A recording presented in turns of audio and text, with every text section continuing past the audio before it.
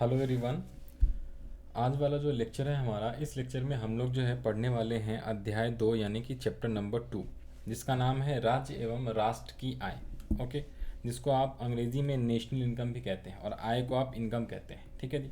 तो ये बहुत ही छोटा सा चैप्टर है, ज़्यादा बड़ा चैप्टर नहीं है, ये ज़्यादा बड़ा अध्याय नहीं है आपका, और बहुत ही ज़्यादा इंपॉर्टेंट रखता है। ठीक है, तो आइए ज़रा हम लोग स्टार्ट करें अपना अध्याय नंबर 2। सबसे पहले अध्याय नंबर 1 के अंदर, अब देखो मैं आपको स्टार्ट करने से चैप्टर पहले आपको एक और भी चीज़ बता दूं।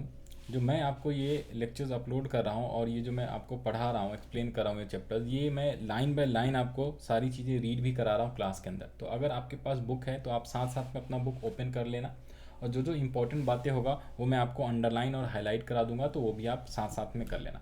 जिनके पास बुक नहीं है तो वो आप जो है ऑनलाइन जाके PDF फाइल ये डाउनलोड आसानी से कर सकते हो। ठीक है जी। और अगर आपको वेबसाइट नहीं मिल रहा है तो टेलीग्राम चैनल का लिंक मैं डिस्क्रिप्शन में दे दूंगा। ठीक है, वहाँ पे जाके आप जो है ये वाला बुक जो है PDF फाइल फ्री में आप डाउनलोड कर सकते हो। तो चलिए अब स्टार्ट करते हैं हम लोग। सबसे पहले हमें पढ़ना है आय का मतलब।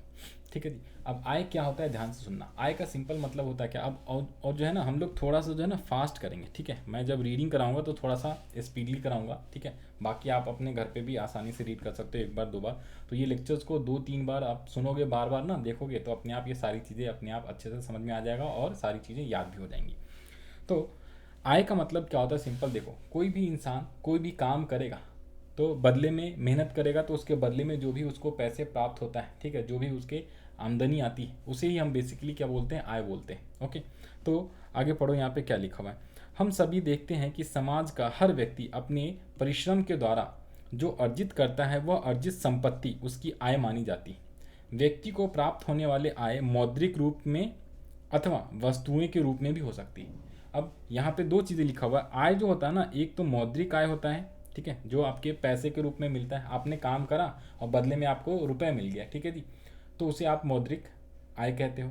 दूसरा होता है क्या, जब आप काम करते हो और बदले में आपको रुपए में पैसे नहीं मिलना, उसके बदले में कोई गुड्स या सेवाएं आपको मिल जाता है। एग्जाम्पल के तौर पे, जब आपको पता है कि गेहूं या धान का जो क्या होता है, फसल काटने का टाइम होता है, या फिर जब आलू जो है, आलू का जो है वो जो है निकालने का, ज़मीन से निकालने का जब टाइम होता है, जब फसल कंप्लीट हो जाता है तो आलू जो हम लोग ज़मीन से निकालते हैं, यानी फसल का जो है काटने का समय हो जाता है। तो उस समय क्या होता है, कई बार जो है जो वर्कर लोग होते हैं, जो लेबर लोग होते हैं, जो मजदूर लोग होते हैं, वो काम करते हैं, तो उनको काम के बदले में ना पैसे ना देके उनको कहते हैं भाई इसी में से थोड़ा सा अनाज ले लेना, या इसी में से थोड़ा सा आलू ले लेना, 2 किलो, 10 किलो, 5 किलो, 20 किलो, जो भी जो उसका दिहाड़ी होता है। ठीक है जी। कई बार होता है कि भाई धान जो है या गेहूं जो है आप एक जगह से फैक्ट्री तक ले जाओ और शाम को बदले में एक बोरी या एक जो आपका जो वो होता है, बंडल होता है, उसको आप जो है एज अ इनकम के तौर पे, आय के तौर पे आप जो है उसी को ले लेना पैसे की जगह पे।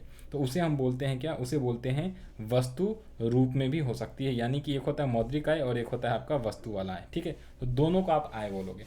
आगे लिखा हुआ है क्या, अर्जित संपत्ति की मौद्रिक अभिव्यक्ति आय में होती है।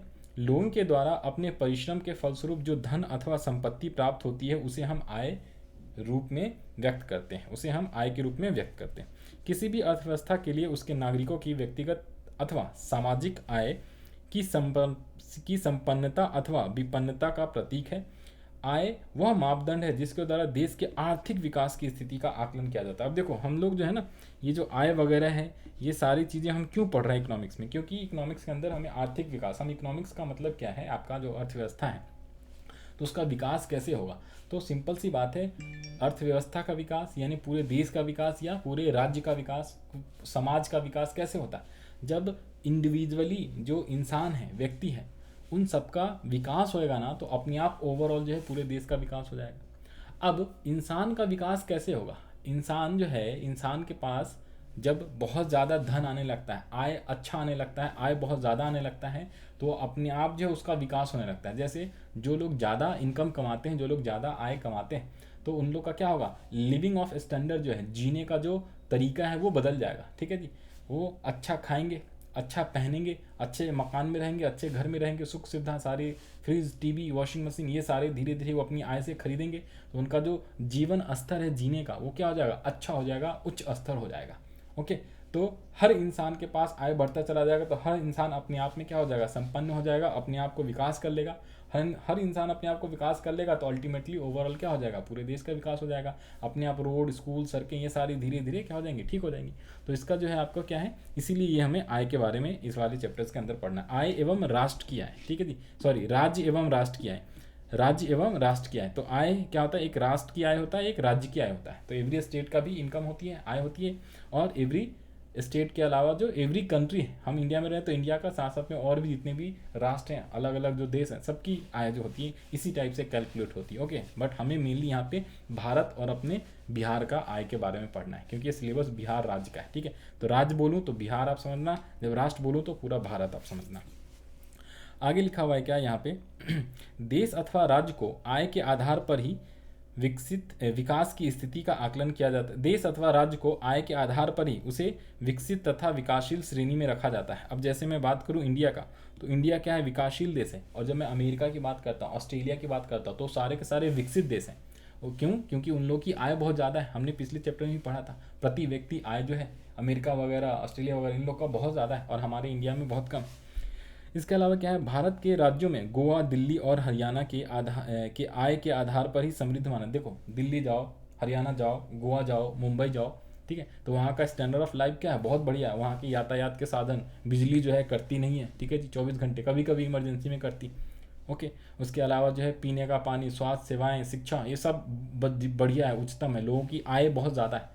तो ये कैसे, वो विकास कैसे हुआ उनका, और ये कैसे उच्चतम विकास इन राज्यों का कैसे, क्योंकि उन लोगों की आय जो है बहुत अच्छी, और बिहार में आय जो है प्रति व्यक्ति आय बहुत कम।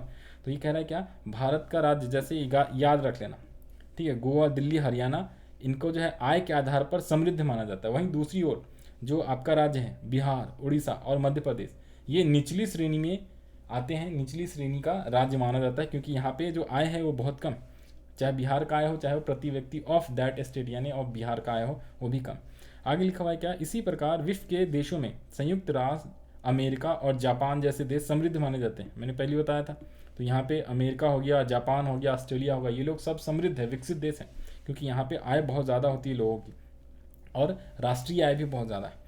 तो आगे लिखा हुआ है क्या, भारत को विकास के निचले पाए पर आय के आधार पर ही रखा जाता है। यह एक अलग बात है कि विगत वर्षों में विकास के दर के कारण भारत तेजी से समृद्ध देशों की श्रेणी में और बढ़ता हो रहा है, और आज की डेट में हम world wide fifth top economy बन गए हैं। दुनिया का 5वां जो है स्थान पे आ गए हैं आय के श्रेणी में, ठीक है जी। ये बहुत पुराना रहता है। अगर ओवरऑल वर्ल्ड वाइड देखें हम अपना भारत का, तो भारत अभी इनकम के मापदंड के अनुसार जो है 5वां स्थान पे है, ठीक है जी। इसके अलावा क्या है, आय। तो यहाँ पे ये जो हमने सारी चीज़ें पढ़ी ना इनकम के बारे में, यहाँ पे छोटा सा डेफिनेशन या मीनिंग, अर्थ बताया हुआ कि आय कहते किसे। तो आय का सिंपल मतलब क्या होता है, जब कोई व्यक्ति किसी प्रकार की शारीरिक अथवा मानसिक कार्य करता है और उसे उस कार्य के बदले में जो पारिश्रमिक मिलता है, उसे उस व्यक्ति का आय कहते हैं।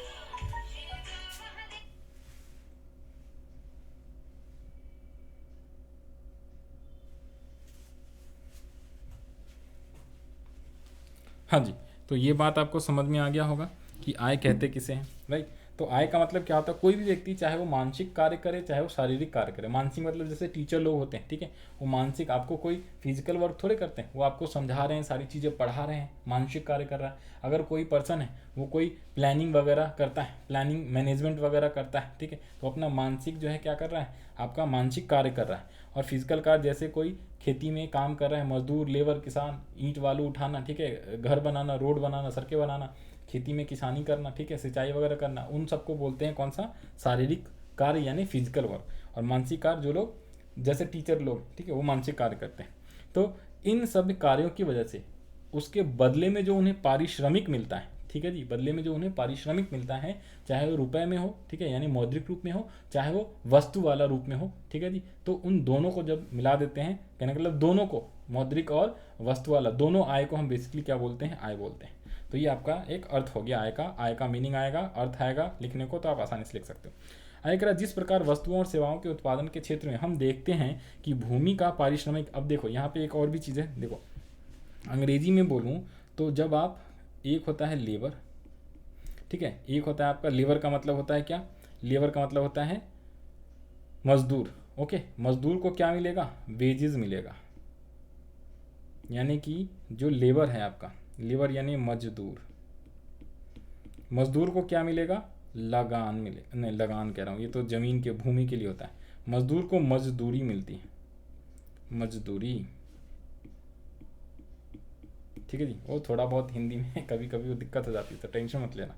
फिर उसके बाद अगर ज़मीन है, आपके पास ज़मीन है, तो ज़मीन के बदले आपको क्या मिलता है, लगान। भाई अगर आपने अपना ज़मीन जो है किसी को पट्टे पे दे दिया, लगान पे दे दिया, ठीक है जी, बटैया दे दिया, तो आपने अपना ज़मीन दिया, जो उस ज़मीन पे खेती करा उसको आपको बदले में आपको क्या देगा, लगान देगा, तो इसे बोलते हैं लैंड। लैंड के बदले आपको पैसे क्या मिलता है जी, लैंड, लेबर, और एक हो गया आपका लैंड, लेबर, और आपका एक कैपिटल भी होता है, ठीक है जी, या आप उसको क्या कैपिटल बोलो, कैपिटल का मतलब हो जाता है आपका पूंजी। तो पूंजी पे आपको लाभ या हानि मिलता है, लाभ या हानि। अब इसको बोलते हैं हम क्या, पूंजी लिख लो आप।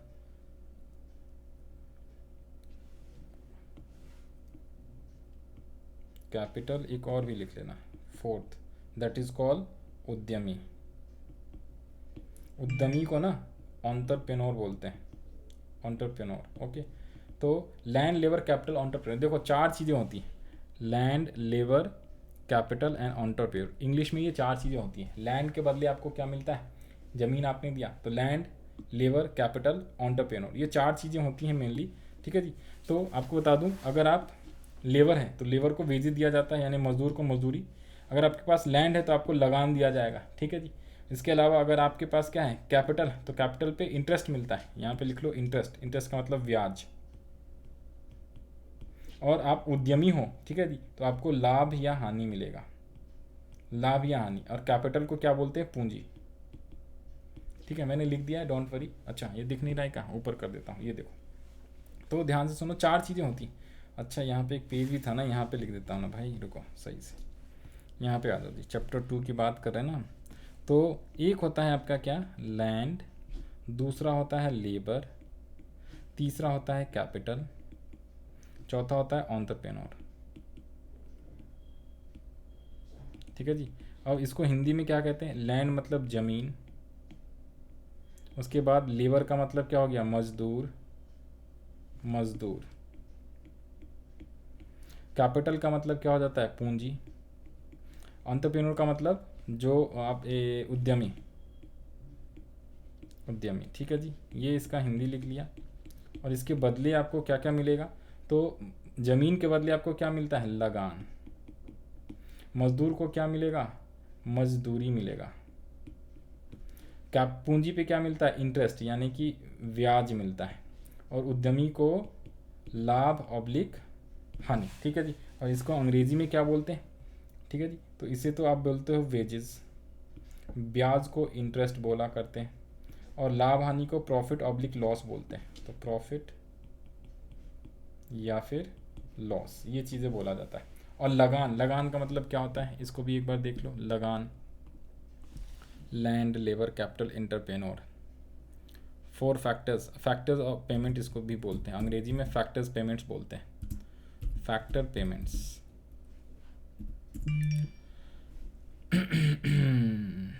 हाँ जी, फैक्टर्स पेमेंट, तो यहाँ पे ध्यान से देखो, एक सेकेंड देना, मैं आपको बता दूँ, रुको रुको रुको रुको, कहाँ पे गए, कहाँ, हाँ जी। तो लगान को आप लिख लेना क्या, रेंट, रेंट अंग्रेजी में इसे क्या बोलते हैं, रेंट। जब आप अपना ज़मीन देते हो उसको, तो एक तरीके से किराए पे दे दिया, तो उसे लगान बोलते हैं, ठीक है जी। तो ये इन चारों को फैक्टर्स बोलते हैं काम करने का, ठीक है जी। यहाँ पे आओ, इसको आपको हिंदी में बता दूँ, देखो ये आपको चार चीज़ें पढ़ने, क्या होता है, जब भी किसी भी, जिस प्रकार वस्तुओं सेवाओं का उत्पादन के क्षेत्र में हम देखते हैं कि भूमि का पारिश्रमिक लगान के रूप में, श्रम यानी मजदूर का पारिश्रमिक मजदूरी के रूप में, पूंजी यानी कि कैपिटल का पारिश्रमिक ब्याज के रूप में, और व्यवस्थापक यानी एंटरप्रेन्योर उसका पारिश्रमिक क्या होता है, वेतन, सैलरी, वेजेस, सैलरी वगैरह देते हैं के रूप में, उद्यमी का पारिश्रमिक क्या होता है, लाभ या हानि के रूप में ही वह उसके आय को प्रकट करती है। तो नॉर्मली क्या है ना, फोर फैक्टर्स ऑफ क्या होते हैं, फोर फैक्टर्स होते हैं किसी भी काम को करने के, और उसके बदले में जो पेमेंट मिलता है उसे हम बोलते हैं फैक्टर्स पेमेंट, ठीक है जी, अंग्रेजी में बोलते हैं। तो ये 4 चीज़ें मेन होता है, इसके बदले में आपको मजदूरी, लगान, ब्याज और लाभ एंड हानि मिलेगा। तो इन सबको जब जोड़ दिया जाता है ना, तो यही बेसिकली क्या हो जाता है, आय हो जाता है। ये अलग अलग इंसानों का, अलग अलग व्यक्तियों का क्या होता है, ये आय कहलाता है। तो इन सबको जब जोड़ देते हैं तो बेसिकली क्या आ जाता है, आपका आय आ जाता है। और राष्ट्रीय आय जो कैलकुलेट करते हैं इन सबको जोड़ के ही निकाला करते हैं। वो आपको अभी नहीं सीखना न्यूमेरिकल क्वेश्चंस कि भाई कितने रुपीज़, ये सारी चीज़ें अमाउंट दे देगा अलग अलग न्यूमेरिकल क्वेश्चन में। और ये आपको सीखना है 12वीं क्लास में। जब आप अगर 12वीं क्लास में इकोनॉमिक्स लोगे, ठीक है जी, आर्ट्स वगैरह पढ़ोगे या साइंस पढ़ोगे, उसमें इकोनॉमिक्स सब्जेक्ट अगर अडॉप्ट करोगे ना, तो वहाँ पे आपको ये कैलकुलेट करना सीखना पड़ेगा कि हाउ टू कैलकुलेट राष्ट्रीय आय, मतलब कि जो आपका राष्ट्र की इनकम है वो कैलकुलेट कैसे करते हैं, या घरेलू इनकम कैसे कैलकुलेट करते हैं। आगे पढ़ना है आपको क्या, बिहार क्या है। अब हम बिहार की आय के बारे में आ गए। ऊपर में हमने सिर्फ अभी मीनिंग पढ़ा आय, फिर हम यहाँ पे पढ़ रहे हैं बिहार की आय, फिर उसके बाद आगे पढ़ेंगे राष्ट्रीय आय, ठीक है जी। तो पहले हमने मीनिंग आय पढ़ा, फिर अब हम किसकी आय पढ़ रहे हैं, बिहार का, अपना स्टेट बिहार, बिहार का आय हम पढ़ रहे हैं। फिर उसके बाद हम पढ़ेंगे क्या, राष्ट्रीय आय। तो इसमें कुछ आंकड़े वगैरह होंगे कि बिहार का आय दूसरे स्टेट की आय से कंपेरिजन में, दूसरे स्टेट की तुलना में कितना है, कम है, ज़्यादा है, हम कितने नंबर पे हैं। तो ये सारी चीज़ें इसमें पढ़नी। तो आ जाओ यहाँ पे पढ़ो। कह रहा बिहार अत्यंत गरीब एवं पिछड़ा राज्य है, जहाँ गरीबी की व्यापक प्रवृत्ति निरंतर मौजूद रही है। देश में निर्धनता अनुपात के आंकड़े योजना आयोग ने मार्च 2019 में जारी किया। अब ये भी इंपॉर्टेंट हाईलाइट कर लो कि योजना आयोग ने कब जारी किया, मार्च 2019 में निर्धनता अनुपात के आंकड़ों को जो है उन्होंने क्या किया, जारी किया। और इस आंकड़े के अनुसार, ठीक है जी, बिहार तथा उड़ीसा, ठीक है, सर्वाधिक गरीब वाले राज्य। और बिहार पूरे देश में उड़ीसा के बाद नंबर 2 पे जो है गरीबी की रेखा के नीचे आते हैं। और बिहार में क्या है, लगभग 41.4% आबादी जो है गरीबी रेखा के नीचे। और गरीबी रेखा किसे कहते हैं, हमने पिछले चैप्टर्स में पढ़ा था। गरीबी रेखा याद रख लेना, पुराने वाले चैप्टर जब पढ़ो तो भूलो मत, वो आप पुराने चैप्टर में जाके, चैप्टर 1 में जाके आप पढ़ लेना। गरीबी रेखा का मतलब होता है जो लोग गाँव में रहते हैं ना, अगर गाँव में एक व्यक्ति को, ठीक है जी, प्रतिदिन 2400 कैलोरी से कम मिलता है तो उसे हम बोलते हैं वो गरीब। और जिन व्यक्ति को शहर में रहते हैं जो लोग, तो शहर में अगर 2100 कैलोरी से कम मिलेगा उनको एक दिन में प्रति व्यक्ति, तो उसे हम बोलेंगे वो गरीब है, ठीक है जी। तो गरीबी रेखा कैसे मापते हैं कि कोई गरीब है कि अमीर है, वो आप मापते हैं कौन से, कैलोरी के हिसाब से। 1 रुपये वाला भी होता है, बट आपको कैलोरी वाला पढ़ना है, वो याद रख लेना है। कहाँ पे, आज यहाँ पे दिखा भी देता हूँ, चैप्टर 1 में आपको पढ़ना था, ये रहा चैप्टर 1 में पेज नंबर 25 पे जब जाओगे आप, तो यहाँ पे पढ़ना है गरीबी रेखा का मतलब क्या है, यानी पावर्टी लाइन किसे कहते हैं, गरीबी रेखा। तो 2100 सैलरी कहाँ पर है, शहरों में। शहरों में लोगों को कम कैलोरी चाहिए, और गांव में 2400 कैलोरी चाहिए। गांव के लोग ज़्यादा मेहनत करते हैं ना, तो उनको ज़्यादा कैलोरी, तो 2400 से कम कैलोरी मिलेगा तो गरीब हैं, और शहरों वाले 2100 से कम मिलेगा तो वो लोग गरीब। तो यहाँ पे लिखा हुआ है क्या, तकरीबन 41.4% बिहार की बात कर रहे हैं। तो 41% लोगों को जनरली जो है 2400 कैलोरी गांव में नहीं मिलता, और शहरों में जो है 2100 कैलोरी नहीं मिल पाता है, तो इसलिए वो गरीबी रेखा से नीचे। बिहार राज्य की प्रति व्यक्ति आय पूरे देश में न्यूनतम है, और प्रति व्यक्ति आय की बात करूं तो सबसे कम है। प्रति व्यक्ति आय कैसे निकलता है, राष्ट्र की आय यानी राष्ट्रीय आय और डिवाइडेड बाय कुल जनसंख्या। तो अगर स्टेट वाइड बोलूँ तो बिहार स्टेट का जो भी टोटल आय होगा, जब हम बिहार स्टेट का टोटल जनसंख्या से डिवाइड कर देंगे तो प्रति व्यक्ति आय आ जाता है निकल के। ओके, आगे पढ़ लो जरा जी। हाँ जी, कम बचत के कारण पूंजी निर्माण दर कम होता है। कम पूंजी निर्माण दर के कारण विनियोग भी कम होता है, जिसके परिणाम स्वरूप बिहार के प्रति व्यक्ति आय पुनः निम्न स्तर पर कायम रहती है।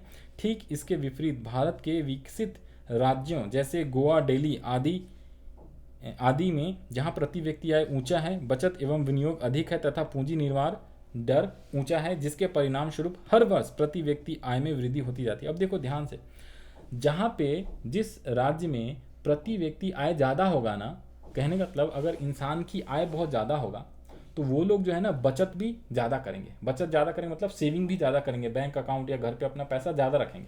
अब पैसा ज़्यादा रखेंगे ना तो उसका जो है ना वो क्या है, उसका विनियोग भी बहुत ज़्यादा होगा। वो उसका कहीं और इस्तेमाल करेंगे और इस्तेमाल करेंगे, तो और उनको आय में और वृद्धि होती रहेगी। लेकिन जिन लोगों की आमदनी ही कम है, आय ही कम है, तो वो जो है क्या होगा, वो बेसिकली विनियोग भी बहुत कम करेंगे। विनियोग कम करेंगे तो क्या होगा, अल्टीमेटली उनकी आय भी जो है कम ही रहेगा, तो वो गरीब के गरीब रहेंगे। ठीक है, तो ये बताया हुआ है। सामान्यतः हम यह जानते हैं कि गरीबी को जन्म देता है। एक बड़ा ही अच्छा सेंटेंस है, ये याद रख लो, गरीबी ही गरीबी को जन्म देता है। अगर आप गरीब हो तो और गरीब होते रहोगे। इसी कथन के प्रसिद्ध अर्थशास्त्री रैगनर नॉक्स ने गरीबी के क्रूचक्र के रूप में व्यक्त किया है। गरीबी एक क्रूचक्र है, मतलब अगर आप गरीब हो रखे हो ना तो भाई अमीर होने में बहुत टाइम लग जाता है, क्योंकि गरीब है, आपकी इनकम ही कम है, इनकम कम है, बचत भी कम होगा, विनियोग भी कम होगा, तो आपकी आय जो है बढ़ेगी नहीं।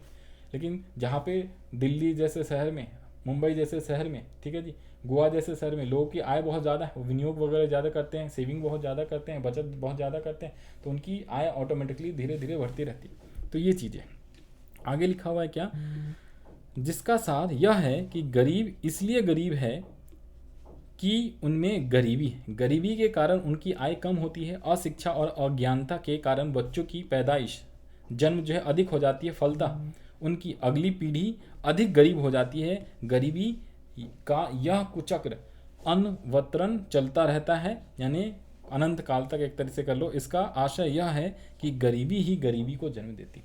देखो, जो आदमी गरीब होता है ना, तो वो क्या होगा, वो ज़्यादा पढ़ा लिखा होगा नहीं, ज़्यादा पढ़ा लिखा होगा नहीं, उसको पता ही नहीं है क्या क्या चीज़ें कैसे कैसे करनी है। तो उस केस में वो क्या होता है ना कि बच्चा जो है ज़्यादा पैदा कर लेता है, जनसंख्या ज़्यादा हो जाता है, फिर उसको खाने के लाले पड़ जाते हैं, उसको शिक्षा देना। देखो, जितना ज़्यादा आप बच्चे पैदा करोगे तो आपकी उसकी कॉस्ट भी तो बियर करनी होती है, उसके खर्चे भी तो, स्कूल भेजना, ठीक है, उसका पालन पोषण करने के लिए भी और ज़्यादा पैसे चाहिए। तो भैया एक बच्चे को संभाल ले रहे हो आप, दूसरा बच्चा कर ले रहे हो, तो भाई आपकी आय जो है ऑलरेडी कम है, तो फिर और ज़्यादा दिक्कत हो जाती है, समझ रहे हो। फिर उसको आप सही से पढ़ा नहीं पाओगे, तो अगली पीढ़ी को आप पढ़ा नहीं पाओगे, तो फिर से वो भी क्या हो जाएगा, उसके पास भी शिक्षा की अज्ञानता रहेगी, तो वो भी जो है ज़्यादा आमदनी नहीं अर्न कर पाएगा। आप अपनी इनकम आमदनी ज़्यादा कैसे बढ़ा सकते हो, अगर आप ज़्यादा शिक्षित हो, पढ़े लिखे हो, तो नए नए आइडियाज़ आएंगे, नए नए काम धंधा आएगा, ठीक है, आपके पास स्किल है, ठीक है ना, तभी तो आप ज़्यादा आमदनी कमा पाओगे, ठीक है, नौकरी कर पाओगे, नौकरी मिलेगा, पढ़े लिखे को ही तो नौकरी मिलता है, ऐसे नहीं मिलता। तो ये सारी चीज़ें हैं, तो इसलिए एक जो गरीब होता है ना, वो गरीबी के क्रूचक्र में फंसता चला जाता है। तो ये चीज़ें ध्यान से, तो गरीबी ही गरीबी को जन्म देता है, ये ध्यान रख लेना, गरीबी ही गरीबी को जन्म देता है। ये बड़ा अच्छा लाइन है, आप याद रख लेना, एग्जाम में आंसर में लिखने में काम आएगा। अब हम आगे बढ़ते हैं, आगे आ जाओ। ये कुछ आपके यहाँ पे फोटो दिया हुआ है, इसमें बताया हुआ है गोवा राज्य और बिहार राज्य। तो गोवा राज्य में क्या है, उच्चतम प्रति व्यक्ति आय, यहाँ पे आप दिल्ली भी लिख सकते हो। ऊंची पूंजी निर्माण दर होता है, यहाँ पे अधिक बचत लोग करते हैं और अधिक विनियोग करते हैं। लेकिन बिहार राज्य में क्या है, निम्न प्रति व्यक्ति आय है। क्यों, क्योंकि निम्न पूंजी निर्माण दर है और निम्न बचत है, तो निम्न विनियोग करते हैं, ये चीज़ें। अब इसके बाद कुछ डेटा दिया हुआ है, भारत के सभी 28 राज्यों तथा 7 केंद्र शासित, ये गलत लिखा हुआ है, ये नालायक, ये मत लिख देना गलती से। 8 केंद्र शासित प्रदेश हैं आज के डेट में, ठीक है। पहले टोटल 29 स्टेट हुआ करते थे और 7 केंद्र शासित प्रदेश हुआ करते थे। लेकिन जब से 2000 आई गेस 19 में है ना, 2019 में जो है बीजेपी गवर्नमेंट ने जो है, जो जम्मू एंड कश्मीर एक राज्य हुआ करता था, उसको राज्य का दर्जा हटा के उसको केंद्र शासित प्रदेश कर दिया गया, 2 टुकड़ों में बांट दिया, जम्मू एंड कश्मीर और लद्दाख, ठीक है। तो 2 केंद्र शासित प्रदेश कर दिया गया। तो पहले 7 केंद्र शासित थे, अब 2 हो गए 9, और 2 जो पहले 7 थे ना, उसमें एक दमन द्वीप होता था एंड दादर नागर हवेली होता था, इन दोनों को मिला दिया गया। तो जो 9 था उसमें से 2 को 1 कर दिया गया, तो 8 हो गया। तो अभी करंट के डेट में 8 ही आपके पास क्या है, 8 केंद्र शासित प्रदेश हैं और 28 राज्य हैं, जो पहले 29 हो चुके थे, ठीक है। तो ये डेटा आप सुधार लेना, 28 राज्य तो करेक्ट है, लेकिन 7 की जगह इट शुड बी यहाँ पे होना चाहिए कितना, 8 केंद्र शासित प्रदेश। तो इसे आप 8 कर लेना, ठीक है। अभी के डेट में 8 केंद्र शासित प्रदेश हैं। तो लिखा हुआ है क्या, 28 राज्यों और 8 केंद्र शासित प्रदेशों में सर्वाधिक प्रति व्यक्ति आय जो है कहाँ का है, चंडीगढ़ का है। तो ये क्वेश्चन एमसीक्यू में आ सकता है कि प्रति व्यक्ति आय सबसे ज़्यादा कहाँ का है, चंडीगढ़ का, और सबसे कम कहाँ का है, आपके बिहार का है। याद रहेगा, आप बिहार में रहते हो। आगे लिखा है, तथा इन सब मामले में उसका शीर्ष स्थान विगत 5 वर्षों में ही बना है, और पिछले 5 वर्षों में ही चंडीगढ़ की आय बहुत ज़्यादा हुई, ठीक है। पहले और कोई दूसरा राज्य हुआ करता। देश के आय के मानक को निर्धारित करने की संस्था, जिसे directorate of economics and statistics कहते हैं, directorate of economics and statistics कहते हैं, यही बेसिकली राज्य का जो है आय वगैरह के मानक को निर्धारण करता है। तो उसके द्वारा 16 दिसंबर 2008 को जारी किए गए आंकड़ों के अनुसार सन 2006-07 में चंडीगढ़ में प्रति व्यक्ति आय 70,361 रुपये था। जबकि देश के केवल 28 राज्यों की चर्चा करें तो इनमें सर्वाधिक प्रति व्यक्ति आय वाला राज्य गोवा व दिल्ली को बताया गया है। निदेशालय के ताज़ा आंकड़ों में गोवा के प्रति व्यक्ति आय 54,850 रुपये तथा दिल्ली में 50,565 रुपये बताई गई है। और तीसरे स्थान पर हरियाणा ने पंजाब को पीछे छोड़कर 2008-09 में बिहार के केंद्रीय सांख्यिकी संगठन के अनुसार 11.3, अच्छा ये आगे लाइन होगी, 11.3% राष्ट्रीय आय में वृद्धि दर है, और जो गुजरात में 11.05% का दूसरा स्थान है। तो अब यहाँ पे देखना, इस तरह अब बिहार की पिछड़ापन का चोला त्याग कर विकास की ओर उन्मुख है। कहने का मतलब क्या, ध्यान से देखो, ये डेटा सब याद रख लेना जो इसमें लिखा हुआ है। नंबर 1 कि गोवा का प्रति व्यक्ति आय सबसे अधिक है 54,850, दिल्ली का 50,556, और यहाँ पे एक और भी चीज़ है, ये वाले भी आने, यहाँ पे भी एक देख लेना ध्यान से। 2008-9 की बात करें तो पूरे भारत की बात कर रहे हैं, स्टेट नहीं, पूरे भारत का प्रति व्यक्ति आया है 25,949। लेकिन मैं जब इंडिया की बात करूँ, इंडिया नहीं, बिहार की बात करूँ तो 6,610। आप तुलना कर लो कितना ज़्यादा गुना है, तकरीबन 4 गुना। ठीक है, बिहार की जो एक इंसान की आय है ना, उसका 4 गुना है पूरे बाकी देशों का। तो इसीलिए हम लोग क्या हैं, बिहार वाले लोग बहुत ज़्यादा गरीब हैं और पीछे हैं। उसके अलावा बिहार के कुल 28 जिलों में सर्वाधिक प्रति व्यक्ति आय जो है आपका वो पटना का है, और न्यूनतम प्रति व्यक्ति आय है जो शिवहर। तो जो शिवहर जिले वाले हैं, ध्यान दो भैया, सबसे कम जो है प्रति व्यक्ति आय, तो इसको थोड़ा सा सुधारो, इंप्रूव करो आप लोग, जो है अच्छा नौकरी करो, इनकम बढ़ाओ। और सबसे अधिक क्या है, पटना है, Patna is the capital of Bihar, तो वहाँ पे बहुत ज़्यादा है। ठीक है जी, आय वहाँ पे ज़्यादा काम है, शिक्षित लोग ज़्यादा हैं, तो इसलिए आय वहाँ पे ज़्यादा है। उसके अलावा यहाँ पे ध्यान रख लो, 1908-9 के डेटा के अनुसार जो ग्रोथ रेट है ना, विकास दर है, वो गुजरात का सबसे ज़्यादा है, उसके जस्ट बाद हम ही बिहारी है। तो सेकंड पोजीशन पे बिहार जो है, कहने का मतलब बिहार जो बहुत तेज़ गति से ग्रो कर रहा है। ठीक है, अब जो है अभी के रेट, ये 2008-9 का डेटा है, 10-12 साल पहले का है। आज के डेट में देखो, हमने हाईवे वगैरह, रोडवे वगैरह जो है, गंगा पाथ आपका जो है, बहुत सारी चीज़ें बन रही है, तरक्की हो रही है, पुल वगैरह, मेट्रो वगैरह भी पटना में बनने लगा। तो ये एक तरीके से क्या विकास को ही दर्शाता है। तो हमारी बिहार राज्य का विकास दर तो है क्या है, तेज़ी से बढ़ते जा रहा है। ठीक है, अब ये धीरे धीरे जो प्रति व्यक्ति आए हैं ये भी इंक्रीज़ हो जाएगा। 6,610 रुपये जो है 2008-9 का है, आज के डेट में ये बढ़ गया है। इवन प्रति व्यक्ति आय भारत की भी बढ़ी है, बट फिर भी आपको यही वाला डेटा याद रख लेना जो दिया हुआ है। तो ये था आपका क्या, बिहार राज्य की आय। इसके पहले हमने आय पढ़ा। आय का मतलब सिंपल, दोबारा से रिवाइज कर दूं, आय का मतलब जब आप कोई भी काम करते हो, कोई भी व्यक्ति कोई भी काम करता है, चाहे वो कौन सा हो, भौतिक क्रिया हो चाहे वो आपका मानसिक क्रिया हो, उसकी वजह से जो भी उसकी आय होती है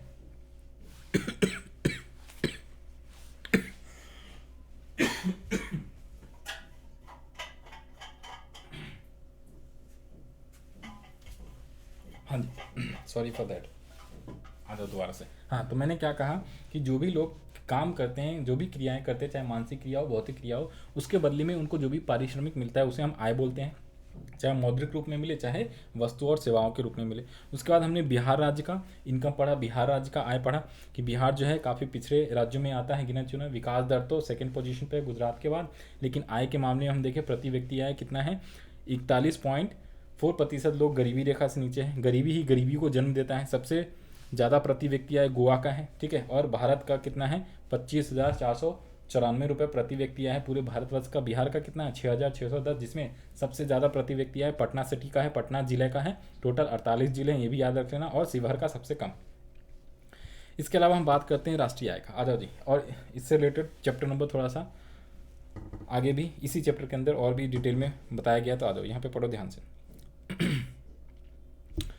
कह रहा है क्या, राष्ट्रीय आय क्या है। अब राष्ट्रीय आय का मतलब, मैंने ऊपर में आय का मतलब बताया, अब राष्ट्रीय आय का मतलब क्या है। देखो, राष्ट्र की बात करें यानी पूरे इंडिया की आय, तो इंडिया में जितने भी गुड्स एंड सर्विसेज का क्या होता है, उत्पादन होता है, वस्तु और सेवाओं का जो उत्पादन होता है, उसकी जब हम मुद्रा के रूप में वैल्यू क्या करते हैं, जोड़ते हैं, ऐड करते हैं, तो उसे आप क्या कहते हो, राष्ट्रीय आय कहते हो।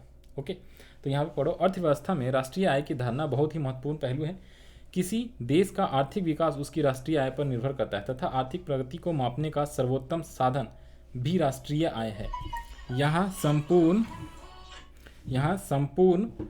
आय उत्पादन के विभिन्न साधनों के सम्यक प्रयास से होता है। प्रत्येक साधन की भागीदारी उत्पादन की क्रिया में होती है। फलतः उत्पादित की हुई वस्तुओं से प्राप्त आय की सभी साधनों के बीच में वितरण किया जाता है। अर्थशास्त्र में वितरण यानी डिस्ट्रीब्यूशन की धारणा राष्ट्रीय आय के आकलन में एक महत्वपूर्ण स्थान रखती है, जिसे हम उत्पादन के विभिन्न साधनों के भागीदारी में हिस्सा लेने को कहते हैं। वास्तव में उत्पत्ति के विभिन्न साधनों के सहयोग से राष्ट्रीय आय की प्राप्ति होती है, और राष्ट्रीय आय को पुनः इन साधनों के बीच वितरित कर दिया जाता है जब हम राष्ट्रीय आय का विस्तार पूर्वक अध्ययन करेंगे। इसके अलावा यहाँ पे भी आ जाओ जी, जानो बॉक्स में क्या लिखा हुआ है, बड़ा इंपॉर्टेंट। राष्ट्रीय आय का मतलब क्या है, यहाँ पे आपको अर्थ लिखा हुआ है, इसको अच्छे से ध्यान से याद करके जाना। सिंपल वर्ड में 1 नंबर 2 नंबर में अगर अर्थ पूछता है आपसे क्वेश्चन में, राष्ट्रीय आय कहते किसे, तो आप यहाँ से लिखोगे। राष्ट्रीय आय का सिंपल मतलब क्या होता है जी, देश में एक वर्ष में, देखो ऑलवेज रिमेंबर, हमेशा याद रखेंगे, प्रति व्यक्ति आय भी 1 साल का होता है और राष्ट्रीय आय, नेशनल आय। हाँ जी, तो कहाँ पे थे हम लोग? हाँ, मीनिंग पढ़ रहे थे हम लोग, राष्ट्रीय आय का मतलब क्या होता है। तो राष्ट्रीय आय का मतलब क्या होता है, किसी देश के एक वर्ष में उत्पादित वस्तुएं एवं सेवाओं के कुल योग को, कुल मूल्य को लगाया जाता है। यानी कि सिंपल, स्टार्टिंग करने से पहले मैंने ये बताया था आपको कि अगर मैं राष्ट्रीय आय की बात करूँ तो पूरे भारत में जितना भी वस्तु और सेवाओं का उत्पादन किया जाता है उसका जब वैल्यूएशन कर दिया जाए रुपए के टर्म में, ठीक है, तो उसका जो कुल मूल्य होगा, कुल मूल्य जो होगा, जो भी 1 साल के अंदर हमने उत्पादन करा है, ठीक है, उसी को हम राष्ट्रीय आय बोलते हैं। क्योंकि हर साल का राष्ट्रीय आय अलग अलग कैलकुलेट किया जाता है और उसका कैलकुलेशंस हर साल करना पड़ता है। तो जब भी आप वस्तुओं और सेवाओं का उत्पादन करते हो, जितनी भी 1 साल के अंदर, चाहे वो बिके या ना बिके, लेकिन जब उसका हम वैल्यूएशन करते हैं, उसका कुल मूल्य निकालते हैं, ठीक है जी, तो उन कुल मूल्य को ही हम राष्ट्रीय आय बोलते हैं। अगर मान लो किसी एक किसान ने 10 बोरी आलू का उत्पादन किया इस साल में, उसने जो है मान लो 20 टोकरी जो है एक आप कह सकते हो गोभी का उत्पादन किया, उसके अलावा मान लो 10 बोरी चावल उगाया, 10 बोरी गेहूं उगाया, तो अलग अलग किसान अलग अलग वस्तु और सेवाओं का उत्पादन कर रहे हैं। सेवाओं में आता है क्या, जैसे किसी शिक्षक ने आपको जो है पूरे साल पढ़ाया, ठीक है जी, तो पूरे साल पढ़ाने का कितना रुपए का उसका जो है इनकम हुआ, ये कितने रुपए का आपको पढ़ाया, एक तरीके से उसकी जो फीस है वो कितने रुपए पूरे 1 साल की हुई। अगर आप कोचिंग इंस्टीट्यूट में फीस दे रहे हो, सपोज 200 रुपये, 400 रुपये महीने पर मंथ, 500 रुपये पर महीना, तो पूरे 12 महीने अगर आप पढ़ोगे तो 12 पंचे 60, 6,000 रुपये। तो जो उस शिक्षक ने, इंस्टीट्यूट ने वो आपको पढ़ाया, वो उसको बोलते हैं सेवाओं का वैल्यू, सेवाओं का मूल्य और वस्तुओं का मूल्य। तो 1 साल में वस्तु और सेवाओं दोनों का जो भी कुल उत्पादन होता है उसे हम बोलते हैं क्या, राष्ट्रीय आय। दूसरे शब्दों में, वर्ष भर में किसी भी देश में अर्जित आय की कुल मात्रा को राष्ट्रीय आय कहा जाता है। और दूसरे तरीके से अगर आपको अर्थ लिखना है, तो अगर पूरे भारत में जितने भी इंसान लोग रहते हैं, ठीक है जी, जितने भी व्यक्ति रहते हैं, वो लोग पूरे 1 साल में जितना भी आय कमाते हैं पूरे 1 साल में, ठीक है जी, मेहनत करके जो भी उसने पारिश्रमिक किया, मानसिक भौतिक जैसे भी, और उनको सैलरी के रूप में, ठीक है जी, उनको किसी और सेवाओं के बदले जो पैसा मिलता है, तो उन सब आय को जब आप टोटल कर दोगे, जोड़ दोगे, तो भी आपका नेशनल इनकम आ जाता है, राष्ट्रीय आय आ जाता है।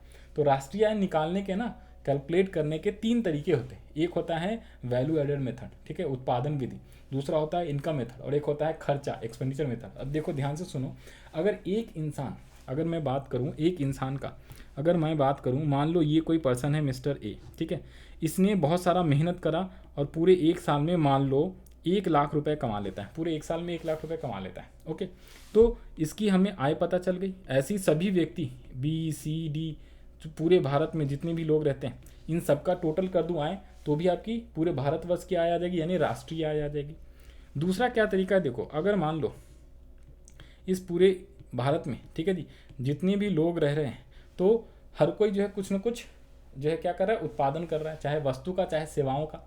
तो उस वस्तु और सेवाओं का कुल वैल्यू, किस चीज़ का, वस्तु, ठीक है जी, वस्तु तथा सेवा, ठीक है, तो वस्तुएं एवं सेवाओं, उसका कुल कितने का मूल्य जो है पूरे 1 वर्ष में, ठीक है जी, कितने का उसने उत्पादन किया, उत्पादन,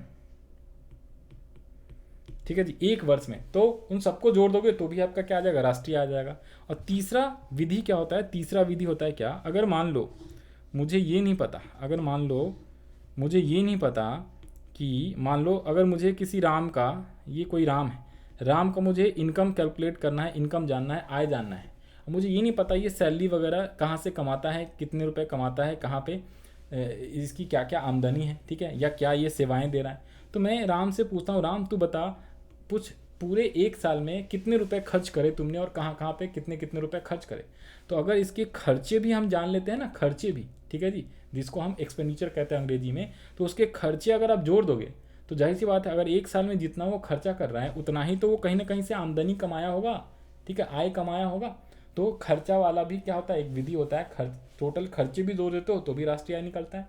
टोटल अगर आप आमदनी इनकम जोड़ देते हो तो भी राष्ट्रीय आय आ जाता है, और अगर टोटल जो वस्तु और सेवाओं का उत्पादन क्या उसका मूल्य अगर आप जोड़ देते हो तो भी आपकी राष्ट्रीय आय आ जाती है। और तीनों से राष्ट्रीय आय जो है समान ही रहता है, इक्वल ही रहता है, बराबर ही रहता है।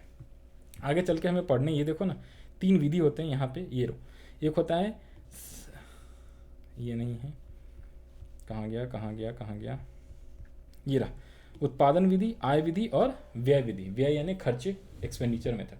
तो तीनों से आप जो है राष्ट्रीय आय निकाल सकते हो, और तीनों से जब आप राष्ट्रीय आय निकालोगे तो क्या होगा, आंसर बराबर ही आएगा, जो आपका उत्तर है वो एक ही आएगा। ओके, तो ये यहाँ पे कह रहा है क्या, अगर उत्पादन की बात करूँ, उत्पादन विधि से यहाँ मीनिंग दिया हुआ है, और ये जो है इनकम विधि से मीनिंग दिया हुआ है। नेशनल इनकम यानी राष्ट्रीय आय का मतलब क्या होता है, अर्थ क्या होता है। तो ये आप अच्छे से इसको याद कर लो, बड़ा ही इंपॉर्टेंट रहेगा आपके एग्जाम के पॉइंट ऑफ व्यू से।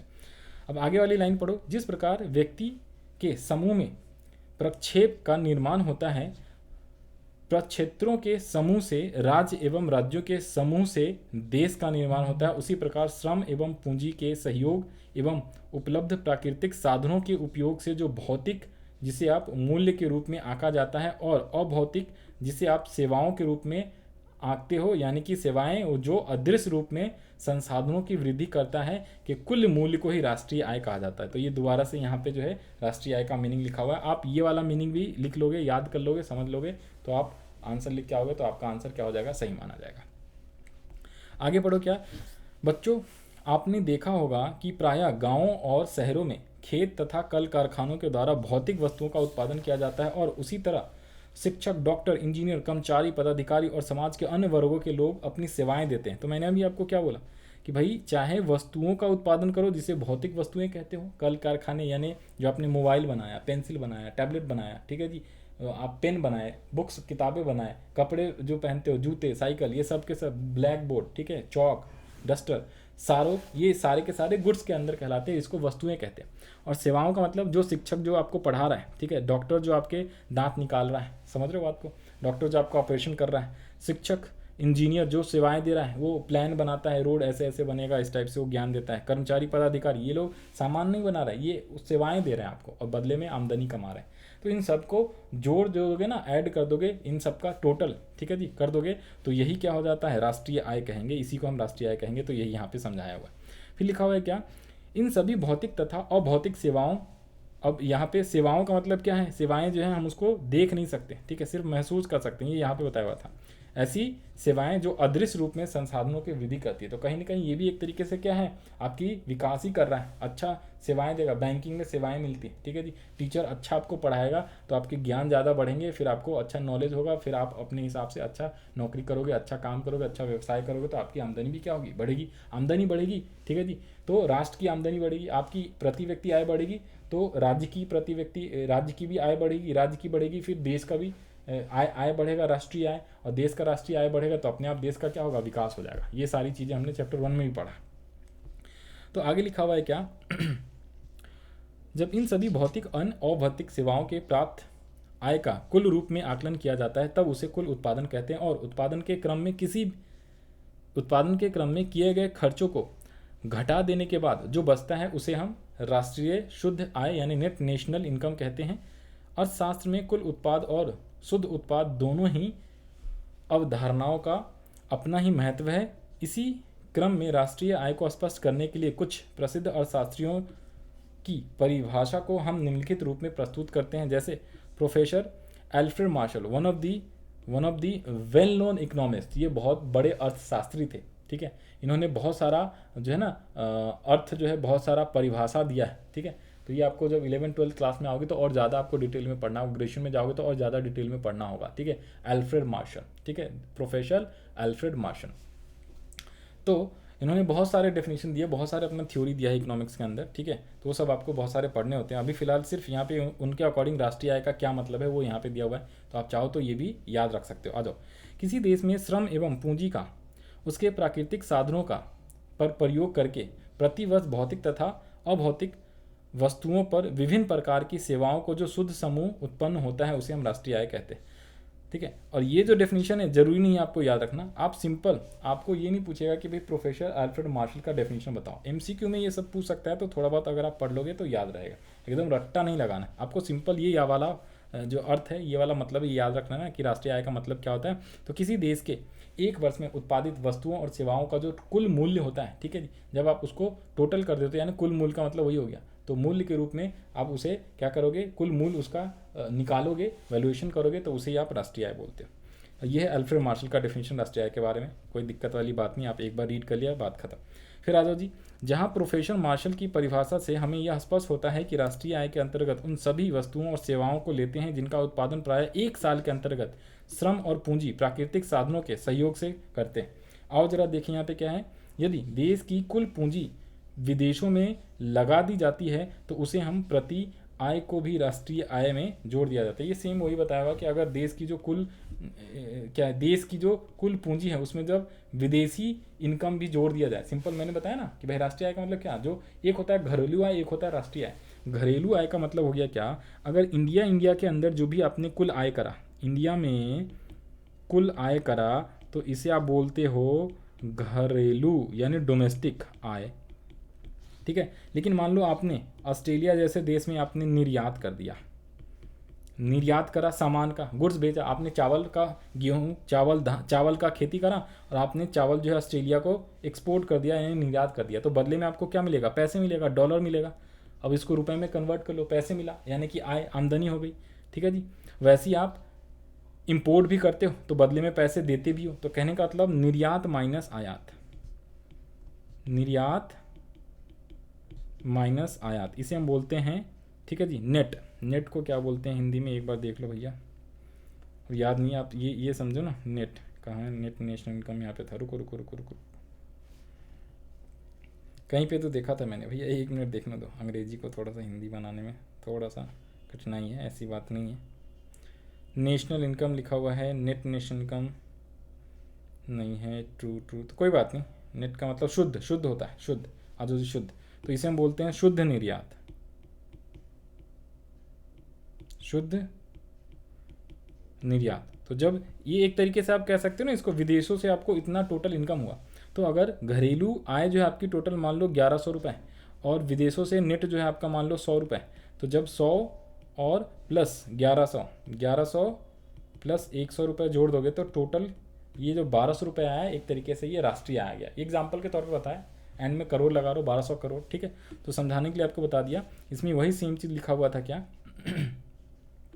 इसमें लिखा हुआ था क्या कि देश की कुल पूंजी विदेशों में लगा दी जाती है तो उससे प्राप्त आय को भी राष्ट्रीय आय में जोड़ दिया जाता है। या सिंपल वर्ड में बोलूँ ना तो विदेशों से भी जो भी आय होता है उसको भी अगर आप ऐड कर लोगे घरेलू आय में, तब जाके आपका राष्ट्रीय आय निकलता है। आगे लिखा हुआ है क्या, प्रोफेसर पीगू, एक पीगू भी थे, इकोनॉमिस्ट हैं, इन्होंने क्या बोला, प्रोफेसर पीगू ने राष्ट्रीय आय को निम्नलिखित प्रकार से परिभाषित किया। इन्होंने भी अपना एक डेफिनेशन दिया है, अपना एक परिभाषा दिया है। राष्ट्रीय लाभांश किसी समाज की वस्तुनिष्ठ अथवा भौतिक आय का वह भाग है जिसमें विदेशों से प्राप्त आय भी सम्मिलित होती है और जिसे मुद्रा के रूप में माप हो सकती है, ठीक है जी। तो ये भी होता है, कहने का मतलब क्या है, ये डेफिनेशन तो प्रोफेसर अल्फ्रेड मार्शल ने कहा कि जो भी भौतिक अभौतिक एक वर्ष में जो भी सेवाएं और वस्तुओं का उत्पादन होता है उसको उसकी वैल्यू जोड़ दो तो राष्ट्रीय आय है। लेकिन प्रोफेसर प्यूग ने कहा कि भाई साहब जो विदेशों में भी आप धन लगा रहे हो उससे भी जो भी आप आय कमा रहे हो उसको भी आप जोड़ोगे किसमें, राष्ट्रीय आय में, तब जाके राष्ट्रीय आय निकलेगा।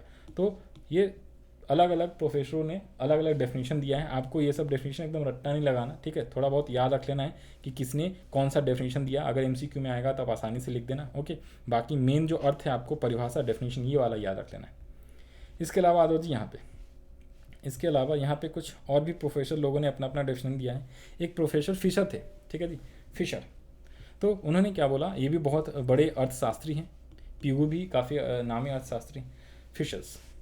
तो फिशर्स ने क्या कहा कि फिशर्स के अकॉर्डिंग क्या है, अर्थशास्त्री ने राष्ट्रीय आय की परिभाषा कैसे दिया हुआ, तो देखो यहाँ से यहाँ तक, वास्तविक राष्ट्रीय आय वार्षिक शुद्ध उत्पादन का वह भाग है जिसका उस वर्ष के अंतर्गत प्रत्यक्ष रूप से उपभोग किया जाता है। सिंपल वर्ड बोलूँ अंग्रेजी में, the true national income is a part of annual net produce which is directly consume during the year. इन्होंने कहा कि भाई जो पूरे एक साल में जो हम वस्तुओं और सेवाओं का उत्पादन कर रहे हैं ना, उसमें से जितना हम कंज्यूम कर रहे हैं, जितना हम उसका क्या कर रहे हैं, कंज्यूम कर रहे हैं, यानी कि जिसका हम उसको उपभोग कर रहे हैं, ठीक है जी, उसको हम बेसिकली राष्ट्रीय आय बोलेंगे। तो अलग अलग प्रोफेसरों ने अलग अलग डेफिनेशन दिया हुआ है अपने हिसाब से, बट आपको जो याद रखना है सिंपल, पूरे एक साल में जितना भी आप वस्तुएं एंड सेवाओं का उत्पादन करते हो, मैं बार बार इसलिए बोल रहा हूँ ताकि आपको समझ में आ जाए, याद हो जाए, जितना वस्तुएं एंड सेवाओं का उत्पादन करते हो उसका जो कुल वैल्यू है, कुल मूल्य जो है, उसी को आप जो है राष्ट्रीय आय कहते हो। आगे पढ़ो। तीसा के भयानक आर्थिक मंदी, द ग्रेट डिप्रेशन ऑफ तीसिस, ठीक है जी, तीसा 1929 और 33 से उबरने के नियामक प्रोफेसर केन्स ने, एक इनका नाम प्रोफेसर केन्स है, ठीक है जी, प्रोफेसर केन्स ने क्या बोला, राष्ट्रीय आय की धारणा नए सिरे से इन्होंने विचार करा और उन्होंने नया डेफिनेशन दिया 1929 और 33 में, जब हमारा देश भी आज़ाद नहीं हुआ था, समझ रहे हो।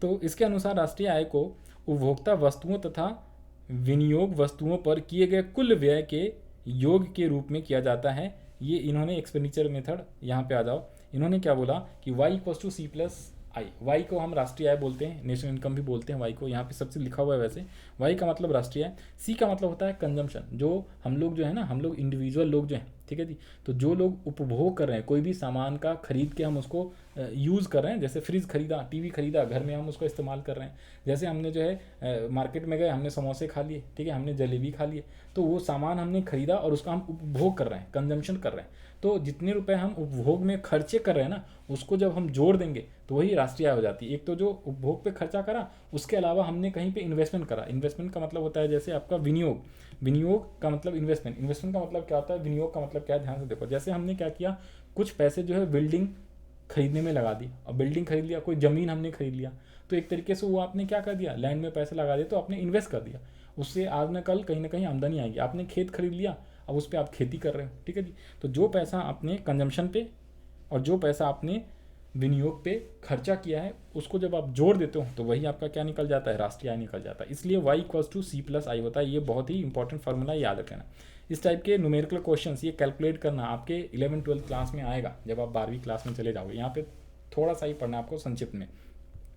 आगे आ जाओ जी, यहाँ पे क्या लिखा हुआ है, तो राष्ट्रीय आय की धारणा जो है, यहाँ पे देखो, एक होता है सकल घरेलू उत्पाद, दूसरा होता है क्या, कुल तथा सकल राष्ट्रीय उत्पाद, तीसरा होता है आपका शुद्ध राष्ट्रीय उत्पाद, नेट नेशनल प्रोडक्ट। अब ध्यान से देखो इन सब में क्या डिफरेंस होता है, सिंपल आपको बता दूं। जो ग्रॉस डोमेस्टिक, आपको सिर्फ इतना याद रख लेना, इसके बारे में है, यस थोड़ा बहुत है दिया हुआ, ठीक है जी, बाकी न्यूमेरिकली आपको क्लास 12th में पढ़ना है। एग्जैक्टली आपको बताऊँ मैं, देखो यहाँ पे एक इसने बोला क्या, सकल घरेलू उत्पाद, सकल घरेलू मतलब ग्रॉस डोमेस्टिक प्रोडक्ट भी कहते हैं इसको, सकल घरेलू उत्पाद, ग्रॉस डोमेस्टिक, GDP शॉर्ट में, GNP मैंने शॉर्ट में लिख दिया, और NNP नेट नेशनल प्रोडक्ट, ठीक है जी। तो ये तीन नाम इसमें दिए, सकल घरेलू उत्पाद, कुल या सकल राष्ट्रीय उत्पाद और शुद्ध राष्ट्रीय उत्पाद। तो यहाँ पे आ जाओ GDP, GNP और NNP। अब इसको देखो, इन सब में डिफरेंस क्या होता है। नॉर्मली GDP का मतलब है, यहाँ पे देखो, यहाँ पे डिफरेंस है, ये है D और यहाँ पे N है। डी का मतलब, आप सिंपल आसान शब्दों में बोलूँ तो जो इंडिया के अंदर इनकम कमाए ना, पूरे इंडिया के अंदर, सिर्फ इंडिया में, तो उसे हम बोलते हैं GDP। लेकिन जब आप क्या करते हो, इंडिया के अंदर वाली इनकम प्लस जो आपने विदेशों में भी कमाया, विदेशों में जो आपने शुद्ध निर्यात करा था, शुद्ध निर्यात, एक्सपोर्ट माइनस इंपोर्ट, निर्यात माइनस आयात, तो विदेशों वाली इनकम, विदेशों वाली आय भी अगर आप जोड़ देते हो, विदेशों की आय भी जोड़ देते हो, ठीक है जी, और जो घरेलू आय है, तो जाके आपका ग्रॉस नेशनल प्रोडक्ट आ जाता है। और नेट नेशनल प्रोडक्ट क्या होता है, नेट के लिए आपको ना एक ह्रास होता है, ह्रास का मतलब होता है डेप्रिशिएशन, उसे आपको घटाना पड़ता है। जब आप GNP में माइनस कर देते हो ना डेप्रिशिएशन, उसको हिंदी में ह्रास कहते हैं, ह्रास, इस टाइप से लिखते हैं आई गेस, ह्रास, ठीक है जी। तो GNP में जब आप ह्रास माइनस कर देते हो तो आपको नेट नेशनल प्रोडक्ट आ जाता है। ये एक छोटा सा डिफरेंस आपको तीनों में बता दिया, बाकी यहाँ पे आपको पढ़ना है, आ जाओ जी एक एक करके पढ़ो। देखो कह रहा है क्या, ग्रॉस डोमेस्टिक प्रोडक्ट, तो किसी देश में किसी दिए हुए वर्ष में, एक सारी चीज़ों एक वर्ष का निकलता है, प्रति साल, हर साल निकलता है, ठीक है। तो एक वर्ष में वस्तुओं और सेवाओं का कुल कुल कुल मात्रा उत्पादित की जाती है, उसे सकल घरेलू उत्पाद कहा जाता है, ठीक है जी। तो किसी देश में, यहाँ पे हाईलाइट करना, किसी एक देश में, तो हम इंडिया की बात कर रहे हैं, और एक साल के अंदर दिए हुए वर्ष में, दिए हुए वर्ष का मतलब है किसी एक साल में, साथ में याद रख लेना वस्तु तथा सेवाएं दोनों आएगा, इसमें वस्तु भी आएगा और साथ में सेवाएं भी आएगा, ठीक है जी। तो वस्तु और सेवाएं दोनों आएगा, वस्तु भी और सेवाएं भी। तो इसका कुल कुल मात्रा जो भी उत्पादन किया है ना, उसको जब आप ऐड करके जोड़ देते हो उसका वैल्यू, तो उसे आप बोलते हो क्या, सकल घरेलू उत्पाद। फिर आगे क्या है पढ़ो, यहाँ पे इधर बॉक्स में भी कुछ लिखा हुआ है, इसको अंग्रेजी में लिखा हुआ है, छोड़ दो अंग्रेजी, हिंदी पढ़ो ना। सकल घरेलू उत्पाद का मतलब क्या है, एक देश की सीमा के अंदर, ओ माय गॉड सर, सीमा लिख दिया, अच्छा आपने बोला था, इस सीमा के अंदर जो भी आप कमाते हो सिर्फ उसे ही सकल घरेलू उत्पाद कहते हैं, ठीक है। और सीमा के अंदर प्लस बाहर वाला, बाहरी सीमा वाला भी जोड़ देते हो तो ग्रॉस नेशनल प्रोडक्ट हो जाता है, ठीक है जी। तो सकल राष्ट्रीय उत्पाद हो जाता है। तो ये पढ़ो, सीमा के अंदर किसी भी दी हुई समय अवधि, तो नॉर्मली 1 साल होता है, प्रायः 1 साल, तो यहाँ पे लिखा हुआ है प्रायः 1 साल होता है, ठीक है। 1 साल या 1 लेखा वर्ष में उत्पादित समस्त अंतिम वस्तुओं सेवाएं, अंतिम का मतलब होता है फाइनल गुड्स एंड सर्विसेज, इसे हम बोलते हैं फाइनल गुड्स एंड सर्विसेज, अंग्रेजी में फाइनल गुड्स एंड सर्विसेज बोलते हैं, अंग्रेजी साथ साथ बता दे रहा हूँ मैं, ठीक है। हाँ ओके, मैंने वैसे भैया 10वीं जो है हिंदी मीडियम पढ़ा है, 11वीं 12वीं भी हिंदी पढ़ा है, फिर उसके बाद अंग्रेजी मीडियम पे आ गया था मैं, तो फिर अब थोड़ा बहुत जो है ना कुछ कुछ चीज़ें काफ़ी हद तक थोड़ा सा जो है हिंदी वाला भूल गया, बट कोई बात नहीं, मैं पढ़ा दे रहा हूँ, ठीक है। तो ये सारी चीज़ें ना आ जाओ जी यहाँ पे। तो एक देश की सीमा के अंदर किसी भी दी गई समय अवधि यानी 1 साल के अंदर जो भी उत्पादित समस्त अंतिम सेवाएं और वस्तुओं का जो कुल बाजार मूल्य या मौद्रिक मूल्य होता है रुपए में वैल्यू, उस देश का सकल घरेलू उत्पाद। तो ये जितने भी ये बॉक्स वाले आइटम है ना, ध्यान रखो, जितने भी ये बॉक्स वाले आइटम है ना, ये बहुत ही ज़्यादा इंपॉर्टेंट है और ये बेस्ट डेफिनेशन, एकदम बहुत सटीक परिभाषा लिखा हुआ है। तो बॉक्स वाला अच्छे से याद कर लेना है आपको, ये सारी चीज़ें याद नहीं भी होना तो कोई बात नहीं, ये बॉक्स वाला जो है ना, ये वाला अच्छे से याद करके जाना, ठीक है जी, ये एकदम सटीक परिभाषा है। फिर है क्या, कुल और सकल राष्ट्रीय उत्पाद। तो ग्रॉस नेशन क्या होता है, किसी देश में 1 साल के अंतर्गत जितनी वस्तुएं सेवाओं का उत्पादन होता है उनके मौद्रिक मूल्य को कुल राष्ट्रीय उत्पाद कहते हैं। यहाँ ध्यान रखना है कि कुल राष्ट्रीय उत्पाद तथा सकल राष्ट्रीय उत्पाद में अंतर होता है। अब कुल राष्ट्रीय उत्पाद पता लगाने के लिए सकल घरेलू उत्पाद में देशवासियों द्वारा विदेशों में उत्पादित वस्तुओं और सेवाओं के मूल्य को जोड़ दो। तो मैंने कहा ना, जब घरेलू वाले में विदेशी आय क्या होगा, विदेशों में, और विदेशों में कौन, जो इंडियन लोग विदेशों से आमदनी कमाते हैं या वहाँ जाके गुड्स एंड सेवाओं का प्रोडक्शंस करा, वहाँ पे सर्विसेज दी और फिर बदले में आमदनी कमाया, तो उसको जब आप जोड़ दोगे, ठीक है जी, तो उसको जब आप जोड़ दोगे तो विदेशों द्वारा देश में उत्पादित वस्तुओं के मूल्य को घटा दिया जाता है। इसमें कुछ गड़बड़ लिखा हुआ है, ध्यान से देखो, कुल राष्ट्रीय उत्पाद का पता लगाने के लिए सकल घरेलू उत्पाद में देशवासियों द्वारा विदेशों में उत्पादित वस्तुओं और सेवाओं के मूल्य को जोड़, हाँ ये रहा ना, आप सही है, जोड़ दिया जाता है। वही तो मैंने कहा घटा कैसे दिया जाता है, तो जब उसको आप जोड़ दोगे ना तब जाके निकलेगा। तथा विदेशियों द्वारा, हाँ वही है ना, मतलब एक तरीके से निर्यात ऐड कर लो और आयात जो है आप घटा दो। तो हम लोग इंडियन लोग जो विदेशों से जितने भी इनकम कमाएं उसे ऐड करो, और जो विदेशी लोग ठीक है जी, इंडिया में आके इनकम कमाया, एप्पल आईफोन इंडिया में बेचा और आमदनी कमा के लेके चला गया, तो उसको आप घटा दो, ठीक है जी, तब जाके आपको क्या हो जाएगा, राष्ट्रीय सकल। तो एक तरीके से हमने एक्सपोर्ट माइनस इंपोर्ट कर लिया ना, नेट ले लिया, शुद्ध आय ले लिया, विदेशी शुद्ध आय, शुद्ध विदेशी आय, जिसको अंग्रेजी में net factor income from abroad बोलते हैं, ठीक है जी, क्या बोलते हैं, net factor income from abroad, NFIA बोलते हैं। अब हिंदी में क्या है, नेट का मतलब शुद्ध, फैक्टर का मतलब पता नहीं, ठीक है, नेट फैक्टर इनकम, इनकम का मतलब आय होता है, ठीक है जी, net factor income from abroad, विदेशों से जो शुद्ध आय होती है, आप इतना ध्यान रख लो, उसे जब जोड़ दोगे तो वो क्या हो जाएगा, राष्ट्रीय हो जाएगा। तो घरेलू नाम ही है ना, घरेलू मतलब घर के अंदर, इंडिया के अंदर जो कमाया, राष्ट्रीय का मतलब पूरे वर्ल्ड वाइड, ठीक है जी, पूरे वर्ल्ड वाइड। तो घरेलू में जब बाहरों का नेट करके जोड़ दोगे, ठीक है जी, तो वो आपका हो जाता है। इसके अलावा है शुद्ध राष्ट्रीय उत्पाद। तो नेट नेशनल प्रोडक्ट क्या होता है, नेट नेशनल में इसमें ह्रास घटाया जाता है। देखो जी आगे क्या लिखा हुआ है, कुल राष्ट्रीय उत्पाद को प्राप्त करने के लिए हमें कुछ खर्चा करना पड़ता था। कुल राष्ट्रीय उत्पाद में इन खर्चों को घटा देने के बाद जो शेष बचता है उसे शुद्ध राष्ट्रीय उत्पाद कहा जाता है। उत्पादन के बीच इसी का वितरण किया जाता है। कुल राष्ट्रीय उत्पाद में से कच्चे माल की कीमत, पूंजी की घिसावट, ह्रास एक ही बात है। देखो ये जो मैंने माइनस किया ना, डेप्रिसिएशन को घिसावट या ह्रास बोलते हैं, तो इसे आप लिख लो घिसावट बोलो या ह्रास बोलो, एक ही बात होती। तो जो घिसावट हुआ भाई, मशीन वगैरह का आपने इस्तेमाल करके गुड्स एंड सर्विसेज बना, भाई ट्रैक्टर यूज़ करा तभी तो गुड्स एंड सर्विसेज बना। अब ट्रैक्टर यूज़ करोगे, 10 लाख का ट्रैक्टर खरीदा, ठीक है, खेती करने के लिए, तो ट्रैक्टर जब यूज़ करा पूरा 1 साल, तो अब उसको जब मार्केट में बेचने जाओगे तो क्या 10 लाख का मिलेगा, नहीं 8 लाख 7 लाख, तो उसकी वैल्यू में कुछ गिरावट आ गई ना, क्यों? वो थोड़ा बहुत टूट फूट गया, पुराना हो गया, उसको पेंट निकल गया, ये सारी चीज़ें, मशीन वगैरह यूज़ करा, कुछ कचरा वचरा जाम हो गया, मशीन ख़राब हो गया, ठीक है जी। तो उसकी वजह से उसकी वैल्यू में गिरावट आ गई, उसे हम बोलते हैं घिसावट। तो जो एसेट्स में घिसावट आ जाती है तो उतनी वैल्यू आप घटाओ, क्योंकि आपने गुड्स बनाया 10,000, गेहूँ उगाया 5,000 का, एक 10 लाख की मशीन से, ट्रैक्टर से यूज़ करा, उसमें मान लो 100 रुपये का एक साल में क्या हो गया, या 1,000 का आपका घिसावट हुआ, तो 5,000 माइनस 1,000, 4,000 नेट आया, तो उसे आप बोलोगे क्या? Net national product. ओके, शुद्ध राष्ट्रीय उत्पाद इसे बोलते हो। तो घिसावट को ये ध्यान रख लो, इसमें आप क्या करते हो, घिसावट एवं मरम्मत पे जितने भी आप खर्च करते हो, व्यय करते हो, बीमा पे जो आप व्यय करते हो, उसे आपको घटाना पड़ेगा। ओके, ठीक है। तो ये हमने पढ़ा 3 चीज़ें, घरेलू, सकल घरेलू उत्पाद, सकल राष्ट्रीय उत्पाद और शुद्ध राष्ट्रीय उत्पाद, ठीक है। ये सारी चीज़ें एक्चुअली में ना प्रैक्टिकली जो है आपको क्वेश्चंस आते हैं कैलकुलेट करने के 12वीं क्लास में, तो वहाँ पे आपको सीखना है। फिलहाल यहाँ पे सिर्फ मीनिंग है, आप यहाँ पे पढ़ लो। हाँ जी, 2 मिनट दो, हम लोग आ गए हैं 37 पेज पे। हमें कितने पेज और पढ़ने? 2-4 पेज और पढ़ने, ज़्यादा नहीं पढ़ने। आ जाओ जी, बस ख़त्म।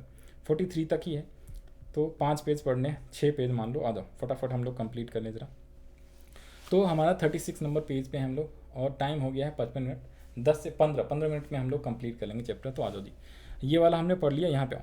अब है क्या? भारत का राष्ट्रीय आय ऐतिहासिक परिवेश। ऐतिहासिक परिवेश मतलब पुराने 1900 कह रहा हूँ, 1868 ईस्वी में दादा भाई नौरोजी, ये बहुत ही इंपॉर्टेंट सवाल बनेगा, ये अच्छे से याद रख लो। सबसे पहले इंडिया में, जब ब्रिटिश के शासनकाल में इंडिया था, ब्रिटिश ईस्ट इंडिया कंपनी बोलते थे, जब हमारा देश क्या था, गुलाम हो रखा था, तो उस टाइम पे सबसे पहले दादा भाई नौरोजी ने जो है ना राष्ट्रीय आय का अनुमान लगाया था। राष्ट्रीय आय कैलकुलेट, हमारे इंडिया का आय जो है ना, राष्ट्रीय आय जो है, दादा भाई नौरोजी ने कब? 1868 में। ये याद रख लेना, 1868 में, जब हमारा देश भी आज़ाद नहीं हुआ था। हमारा देश तो कब आज़ाद हुआ? 1947 में आज़ाद हुआ। तो सबसे पहले उस टाइम पे अंग्रेजों के ज़माने में ही उन्होंने राष्ट्रीय आय निकाला था। और उन्होंने अपनी पुस्तक पावर्टी, ये भी नाम याद रख लेना, poverty and un British rule in India, तो ये भी नाम आपको याद रख लेना, poverty and un British rule in India में प्रति व्यक्ति वार्षिक आय 20 रुपये बताया था। देखो 2007-8 के डेटा के अनुसार, 8-9 के डेटा के अनुसार 25,000 समथिंग था राष्ट्रीय आय देश का, और बिहार का 6,610, ये याद रख लेना। 25,494 राष्ट्रीय आय 2008-9 में, और बिहार का 6,610। तो ये देखो, ये जो है ना राष्ट्रीय आय की बात कर रहा है। राष्ट्रीय आय का मतलब 25,494 2008-9 में था एक व्यक्ति की आय। लेकिन मैं बात करूं क्या? बात करूं 1868 का। 1868 में दादा भाई नौरोजी ने सिर्फ 20 रुपये प्रति व्यक्ति आय, एक साल में एक इंसान 20 रुपये कमाता था। किस दिन में? 1868 में, जब देश जो गुलाम था, अंग्रेजों के अधीन था। इसके बाद अनेक विद्वानों ने व्यक्तिगत रूप से भारत की राष्ट्रीय आय तथा प्रति व्यक्ति आय का अनुमान लगाया। प्रसिद्ध अर्थशास्त्री डॉक्टर V.K.R.V. राव के द्वारा 1925 से 29, ये वाला भी अच्छे से याद रख लेना, ये भी आएगा। Doctor V.K.R.V. राव के द्वारा 1925 से 29 के बीच भारत की राष्ट्रीय आय का आंकड़ा सर्वाधिक प्रचलित था। उसके अलावा जो है, स्वतंत्रता प्राप्ति के बाद भारत ने अगस्त 1949 में प्रोफेसर P.B. महालनोबिस, ये भी नाम आपको याद रख लेना है, P.B. महालनोबिस, ठीक है जी, की अध्यक्षता में एक राष्ट्रीय आय की समिति का गठन किया, जिसका उद्देश्य भारत के राष्ट्रीय आय के संबंध में अनुमान लगाना था। इस समिति ने अप्रैल 1951 में प्रथम रिपोर्ट प्रस्तुत किया और 1948-49 के लिए देश की कुल राष्ट्रीय आय 8,650 करोड़ रुपए बताई तथा प्रति व्यक्ति आय 246.9 रुपये बताया। और सन 1954 में, फिर से सन 1954 में के बाद राष्ट्रीय आय के आंकड़ों का संकलन करने के लिए सरकार ने केंद्रीय सांख्यिकी संगठन, सेंट्रल स्टैटिकल ऑर्गेनाइजेशन, जो कि चैप्टर 1 में भी था, जिसका शॉर्ट में हम SCO बोलते हैं, कई बार आ सकता है शॉर्ट में क्वेश्चन 1 मार्क में MCQ में, तो ये चीज़ें ध्यान रख लेना। तो भारत सरकार ने केंद्रीय सांख्यिकीय संगठन बनाया, और वो जो है हर साल राष्ट्रीय आय वगैरह का आकलन करती है और डेटा जो है प्रस्तुत करती। यह संस्था नियमित रूप से राष्ट्रीय आय की आंकड़ा प्रकाशित करती है। राष्ट्रीय आय के सृजन में अर्थव्यवस्था के तीनों क्षेत्र का विशेष योगदान है। 3 क्षेत्र कौन कौन से बताओ जी? प्राथमिक, द्वितीयक और तृतीयक। 3 क्षेत्र कौन कौन से? प्राथमिक, द्वितीयक, तृतीयक, primary, secondary and Tartary sector, जिसको हम एग्रीकल्चर, ठीक है जी, मैन्युफैक्चरर और सर्विस सेक्टर्स भी कहते हैं। चैप्टर 1 में हमने पढ़ा, अध्याय 1 में। आगे आ जाओ जी, प्रति व्यक्ति आय। इसका थोड़ा सा हमने पहले ही पढ़ा था। कुल आय डिवाइडेड बाय देश की कुल जनसंख्या, कुल राष्ट्रीय आय डिवाइडेड बाय देश की कुल जनसंख्या, जब राष्ट्रीय आय में, नेशनल इनकम में, देश की कुल जनसंख्या, टोटल पॉपुलेशन ऑफ कंट्री से आप भागा दे देते हो, डिवाइड कर देते हो, तो जो भी आपको आंसर मिलेगा, जो भी आपको उत्तर मिलेगा, उसे हम प्रति व्यक्ति आय बोलते हैं, पर कैपिटा इनकम बोलते हैं। बहुत ही ज़्यादा इंपॉर्टेंट रहता है। तो राष्ट्रीय आय में देश की कुल जनसंख्या से भाग देने पर जो भागफल आता है उसे प्रति व्यक्ति आय बोलते हैं। ऊपर में हमने पढ़ा था। तो भारत जैसे बड़े देश में जहाँ जनसंख्या काफ़ी तेज़ी से बढ़ रही है, वहाँ प्रति व्यक्ति आय कम है और शिक्षा का स्तर बहुत ज़्यादा है, एवं भाषा, जीवन शैली और सांस्कृतिक की बहुतायत है। अलग अलग धर्म के, अलग अलग जाति के, अलग अलग कास्ट के लोग हमारे इंडिया में रहते हैं, अलग अलग भाषा बोलते हैं, अलग अलग बोली बोलते हैं, वही सेम चीज़ बताया हुआ है। इस बात का एहसास निरंतर बढ़ता जा रहा है कि विभिन्न आर्थिक सामाजिक उद्देश्यों की पूर्ति के लिए हमें अपनी प्रति व्यक्ति आय को क्या करना पड़ेगा, बढ़ाना पड़ेगा, वृद्धि करेंगे। उसके अलावा ऐसे करके ही हम अपने जीवन को खुशहाल बना सकते हैं तथा अपने जीवन स्तर यानी स्टैंडर्ड ऑफ लिविंग, ठीक है जी, स्टैंडर्ड ऑफ लिविंग यानी जीवन स्तर को ऊंचा कर सकते हैं।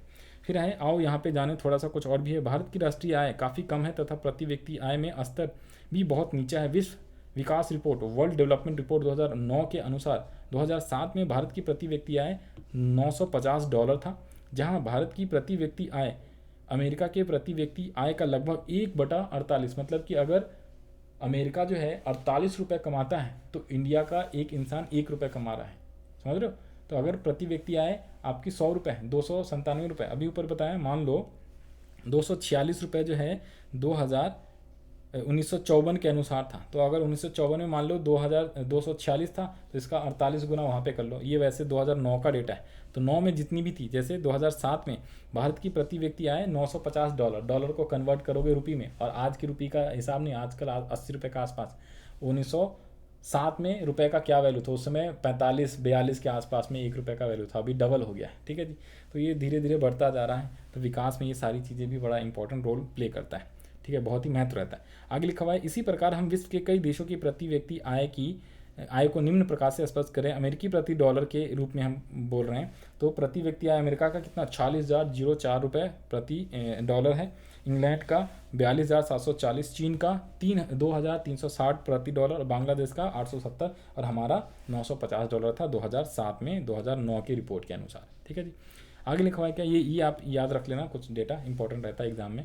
यद्यपि पंचवर्षीय योजना में ग्रामीण अर्थव्यवस्था की कायापलट के लिए अनेक उपाय किए गए हैं, पर जनसंख्या में भारी वृद्धि तथा अन्य व्यवसायों में उस गति से विकास न होने के कारण विगत वर्षों में भूमि पर जनसंख्या का भार निरंतर बढ़ता गया, और जिससे गरीबी और बेरोजगारी की समस्या उत्पन्न हो गई। आज के आधुनिक युग में कृषि क्षेत्र में हुए सुधार, विज्ञान प्रौद्योगिकी एवं अन्य क्षेत्रों में हो रहे गुणात्मक विकास के पश्चात भी लोगों के रोजगार प्राप्त नहीं हो पाता है। आजकल देख रहे हो कितनी बेरोजगारी, ठीक है जी, बहुत सारी, क्योंकि क्या है ना, जनसंख्या बढ़ती जा रही है भैया, और काम धंधे उतने ज़्यादा तेज गति से बढ़ नहीं रहे, तो हर किसी को क्या होगा, जॉब नहीं मिल पाएगा, राइट। पहले सुनते थे 10वीं पास कर लिया आपके दादाजी परदादाजी, ठीक है, 10वीं पास कर लो, नौकरी मिल जाती थी, सरकारी बुलावा आ जाता था। आजकल क्या है भैया, ग्रेजुएशन भी कर लोगे तो भी नौकरी मिलना बड़ा मुश्किल है, अलग से एग्जाम दो, टफ दो, कंपटीशन है बहुत ज़्यादा। तो जनसंख्या बढ़ती जा रही है ना, और काम जो है बहुत कम है, ये सारी चीज़ें। इसके अलावा आगे क्या लिखा हुआ है, ठीक इसी परिप्रेक्ष्य में इस अतिरिक्त श्रम शक्ति के बोझ को कम करके और उसे गैर कृषि क्षेत्रों में रोजगार प्रदान करके कृषि उद्योग बेरोजगारी उन्मूलन और राष्ट्रीय विकास में महत्वपूर्ण भूमिका अदा कर सकते हैं। फिर है राष्ट्रीय आय की गणना। अब देखो गणना है वही, मतलब मेजरमेंट, यानी कि हम कैसे कैलकुलेट करेंगे, कैसे गणना करेंगे राष्ट्रीय आय, हम निकालते कैसे। तो इसके 3 विधि होते हैं, 3 मेथड, आगे पढ़ो। जैसा कि हम जानते हैं कि वस्तुओं और सेवाओं का उत्पादन विभिन्न साधनों के सामूहिक प्रयत्नों का परिणाम है। उत्पादन प्रक्रिया के अंतर्गत उत्पादन के साधन को लगान, मजदूरी, ब्याज, लाभ, ये 4 हैं। दैट इज कॉल्ड उत्पादन के साधनों, ठीक है जी। उत्पादन के साधन 4 होते हैं, हमने बताया ना, लैंड, लेबर, कैपिटल, एंटरप्रेन्योर, यानी कि जमीन, ठीक है, पूंजी, मजदूर, और उसके अलावा एंटरप्रेन्योर यानी कि जो उद्यमी लोग होते हैं, ठीक है जी। तो इन लोगों को उसके बदले में क्या क्या मिलता है, तो लगान, रेंट मिलेगा भूमि के लिए, जब आप मजदूर को मजदूरी मिलेगा, कैपिटल लगाओगे ब्याज मिलेगा, और एंटरप्रेन्योर जो होता है उसको लाभ मिलता है। तो ये आय के रूप में उसको प्राप्त होता है, ठीक है जी। तो आगे क्या है, इस अर्जित आय के स्वामी अपना आवश्यकताओं की पूर्ति के लिए वस्तुओं तथा सेवाओं की मांग करते हैं। मांग की यह वृद्धि उत्पादन वृद्धि में प्रोत्साहित करती है और आर्थिक क्रियाओं का चक्रीय रूप पूरा हो जाता है। तो ये आर्थिक क्रियाओं का चक्रीय रूप होता है। सबसे पहले आप प्रोडक्शन करते हो, उत्पादन, फिर उत्पादन करने के बाद जब इसको किसी इंसान को आप बेचते हो तो वो इंसान क्या करेगा, उस पर खर्चा करेगा, तो उससे आपकी क्या हो जाएगा, आमदनी हो जाएगा, और फिर आमदनी होगा, फिर आप दोबारा से उस पर खर्चा करोगे। तो ये चक्र चलते रहता है, ये एक चक्र होता है, ये चलते रहता है। तो आगे लिखा है उत्पादन, फिर आय सृजन यानी मांग, और फिर व्यय, पुनः उत्पादन, वृद्धि, प्रेरणा। अगर मान लो एक कोई इंसान है, ठीक है जी, आप इंसान हो, आपने क्या करा, सिंपल, आपने चावल का खेती करा और चावल का उत्पादन कर लिया। अब आप चावल क्या करोगे, मार्केट में आप सेल कर दोगे चावल। जब आप सेल करोगे, ठीक है जी, सेल करोगे तो आपको आमदनी हो जाएगी। फिर उस आमदनी से क्या करोगे, आप खर्चे करोगे ना, आपको खाना भी तो है, अब दूसरा अनाज भी तो खाओगे, गेहूँ दाल, ठीक है जी, और दोबारा से चावल उत्पादन करने के लिए बीज पे खर्चे करोगे, व्यय करोगे, व्यय, ठीक है जी, व्यय करोगे, और फिर से खेती करोगे, और फिर से उत्पादन करोगे, और फिर दोबारा सेल करोगे। तो ये चक्र चलते रहता है, ठीक है जी, ये चक्र जो है कभी रुकता नहीं, ये चलते रहता है। ओके, अब यहाँ पे आ जाओ, राष्ट्रीय आय की गणना के 3 विधि होते हैं, ठीक है जी, 3 मेथड होता है, 3 विधि। नंबर 1 उत्पादन production method, number 2 income method, number 3 expenditure. तो आप यहाँ पे लिखना उत्पादन विधि, आय विधि और व्यय विधि। यहाँ पे लिखा हो उत्पादन, आय और व्यय विधि, ये 3 विधि होते हैं। उत्पादन में क्या होता है, नॉर्मली अगर मान लो पूरे इंडिया में सारे किसान लोग रह रहे हैं, तो जो भी लोग गुड्स एंड सर्विसेज का प्रोडक्शंस करा, वस्तु और सेवाओं का जो उत्पादन करा, उसके कुल योग को जोड़ दो 1 साल का, तो उससे आय विधि से आपका नेशनल इनकम आ जाएगा। फिर अगर इनकम है, मान लो सारे लोग क्या हैं, एग्जाम्पल के तौर पे आपको बता रहा हूँ, मान लो सारे लोग सिर्फ जॉब कर रहे हैं, नौकरी कर रहे हैं, तो उनको बदले में क्या मिलेगा, सैलरी मिलेगा, ठीक है, उनको जो है वेतन मिलेगा। मजदूरी कर रहे हैं लोग तो उनको मजदूरी मिलेगा, मजदूर लोग को। अगर कोई डॉक्टर है, वकील है, वो सेवाएं दे रहा है, तो बदले में जो पैसे मिलेगा, ठीक है जी, तो उन सबको, उनकी आय है, उन सबको जोड़ दो तो भी नेशनल इनकम आ जाएगा। और तीसरा मेथड होता है खर्चा। अगर मान लो हमें ये नहीं पता कि किन किन लोगों को कहाँ कहाँ से इनकम हुई, तो आपको ये पता हो जाए कि लोगों ने कहाँ कहाँ खर्चे करे, कितने का 1 साल में कितने का सामान, राशन कितने का खरीदा, कपड़े कितने के खरीदे, ठीक है जी, मोबाइल फ़ोन कितने का रिचार्ज कराया, इन सबको जब आप जोड़ दोगे जहाँ जहाँ खर्चे, तो भी क्या होगा, जितना खर्चा किया उतना ही तो इनकम करा होगा ना, तभी तो उतना खर्चा किया, करेक्ट। तो ये आपको कहलाता है क्या, व्यय विधि। तो उत्पादन विधि, आय विधि, व्यय विधि, ये सारे के सारे आपको क्लास 12th में भैया प्रैक्टिकली क्वेश्चन है, सीखना है पूरा। इस पर 3-4 चैप्टर्स आपको पढ़ना है, एक अध्याय नहीं, 4-5 अध्याय। अगर आप इकोनॉमिक्स लोगे, क्लास 12th में जाओगे, तो वहाँ पे आपको पढ़ना पड़ेगा। पानी पी लिया जाए, आ जाओ जी, 2 मिनट का ब्रेक देते हैं आपको, पानी पी लेते हैं, फिर ये चैप्टर कंप्लीट करते हैं। 1 घंटे हो गए, 1 घंटे ऑलमोस्ट 6 मिनट, 4 आई गेस 4 या 5 पेज रह गया है, उसको हम लोग आसानी से अब कंप्लीट कर लेंगे। ये 39th है, तो 4 पेज रह गए। हाँ, पानी पी लिया जाए ज़रा।